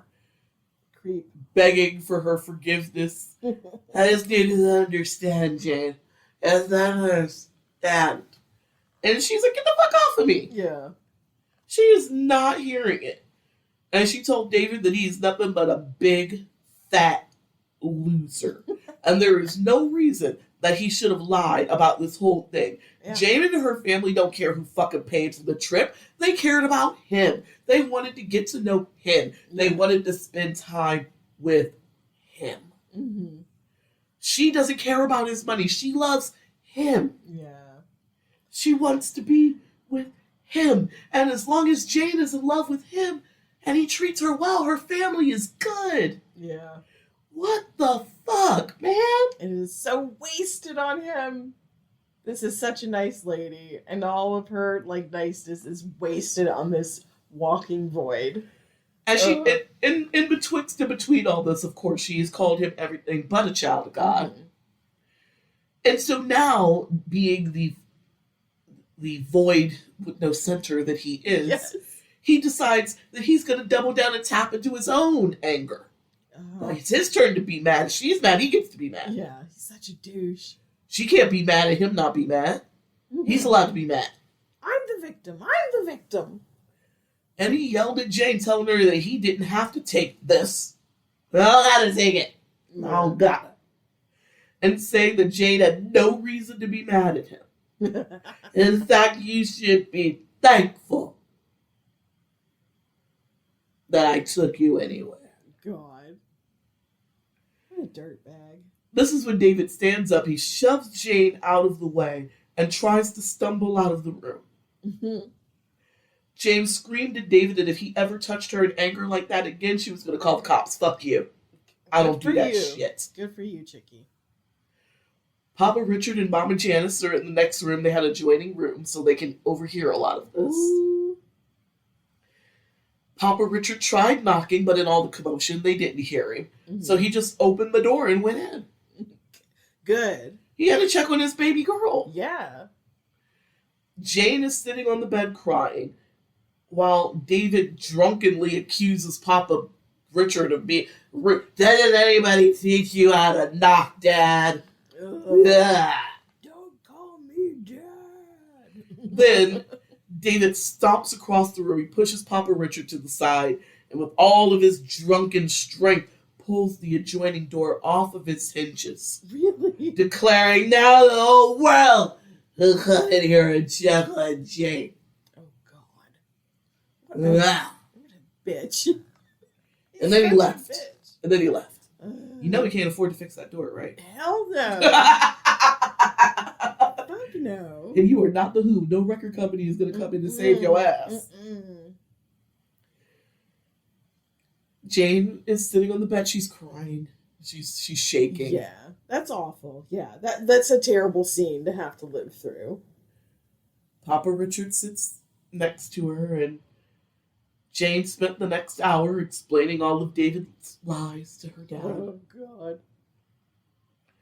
Papa Richard sighed heavy, hugged his baby girl, and he told Jane that, look, he knows that David bought her a lot of fancy shit and experiences, but he's worried about David.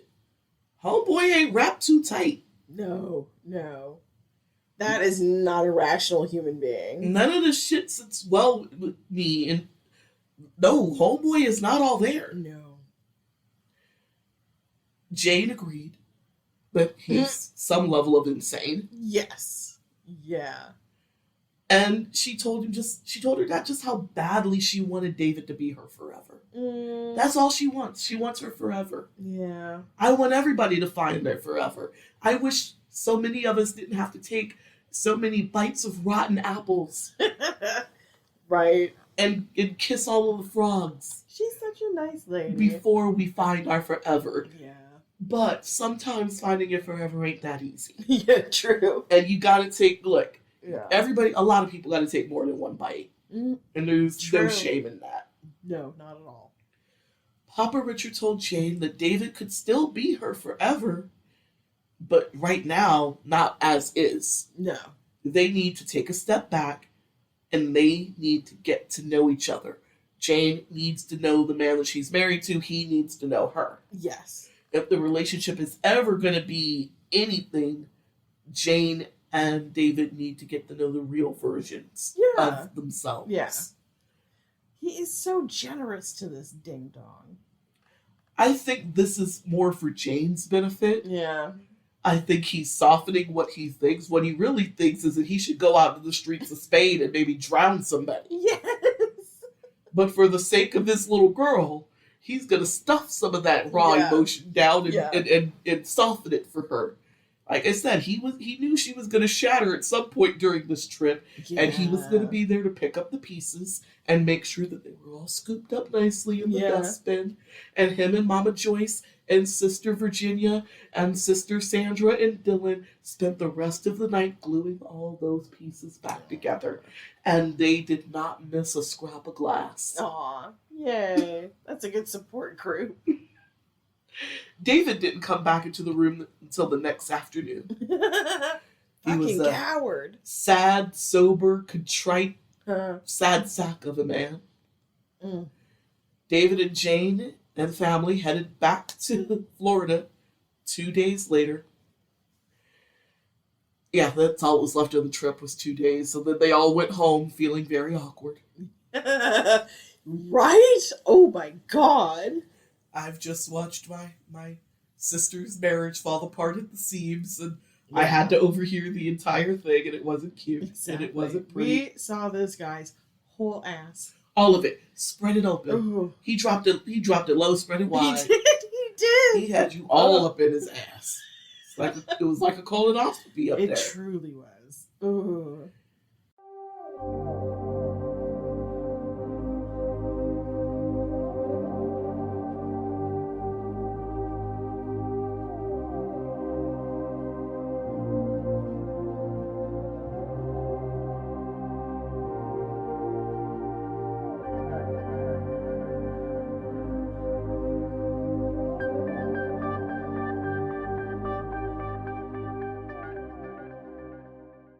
David wasn't sure what to do. All he knew for sure is that he desperately loved Jane and Dorothy. Mm-hmm. He needed both of them in his life.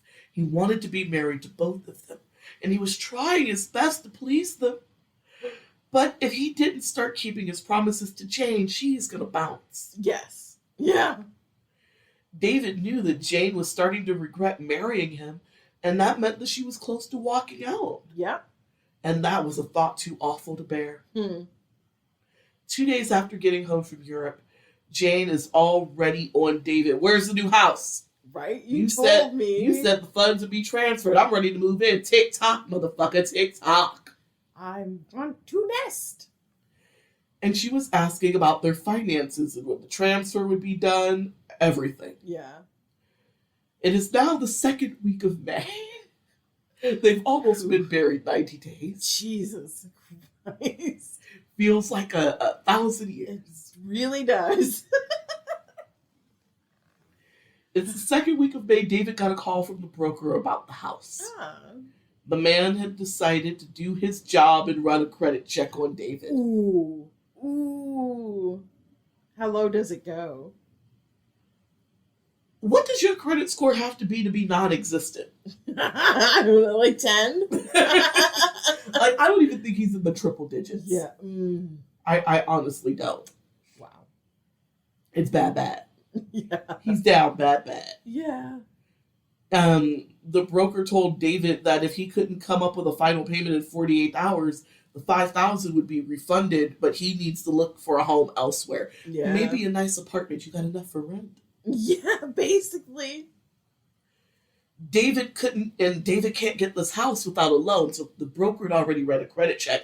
That means he's talked to banks. So now his plan to dummy up paperwork to get a mortgage is not going to work. Yeah. So the house is over. Yeah. He's hit the wall on trying to buy a house. But he got indignant and demanded his $5,000 back. I didn't want to work for you anyway. Yeah. Let me save my ego. Where's the escape hatch? Escape hatch. Give me my money. Now, thankfully, Jane had been out and about when David got the call from the broker. But since he was sober, he decided to lie and tell Jane that there had been a deadline to get the funds to the broker for the house.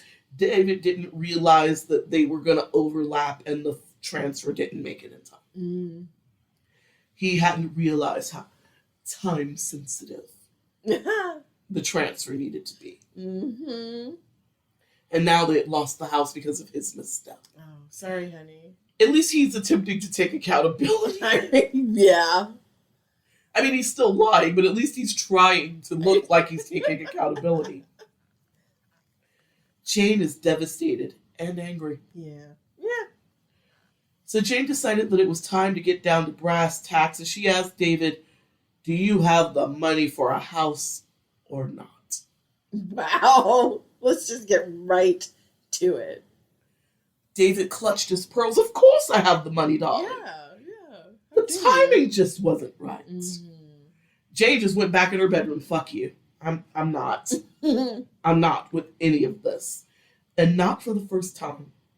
Jane wondered if David had any money at all. If the only cash he had is what he got from working at Disney. Right?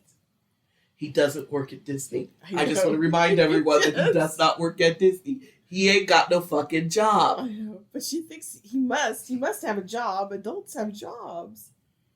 Adults who spend money like this, they have jobs. But Jane pushed the thought out of her mind. Oh, dear. She saw how David lived. She saw how he spent. Yeah. He's got something. He has to, right? When Jane called her BFF Jody to tell her everything that had happened in the last 48 hours since she had gotten back from Europe, Jody wondered if David lied about being a millionaire too. This is the first time somebody's actually said it out loud Wow. to Jane. Yeah. Lots of people have been thinking it, Yeah. but they don't want to, because she was in that if you're with us, if you're not with us, you're against us kind Yeah. of place. And you gotta kind of back off when someone is in that mode. Because Keep then your you alienate misgivings them. to yourself. Yeah, and then you alienate them, and when the shit goes left, they're just broken glass and there's nobody to help. Yeah. Or they try to fix themselves and they miss a bunch of pieces. Yeah. So Jane says it's impossible for David not to be a millionaire. And because she was like, look, outside of the house and the Nasir thing and the card being declined at dinner, it looked like David had money. Yeah, it did. Jane felt that there was no way that he could have pulled off everything else if he didn't have some form of cash in the bank. He got to have money somewhere. Madam, this is David Copperfield.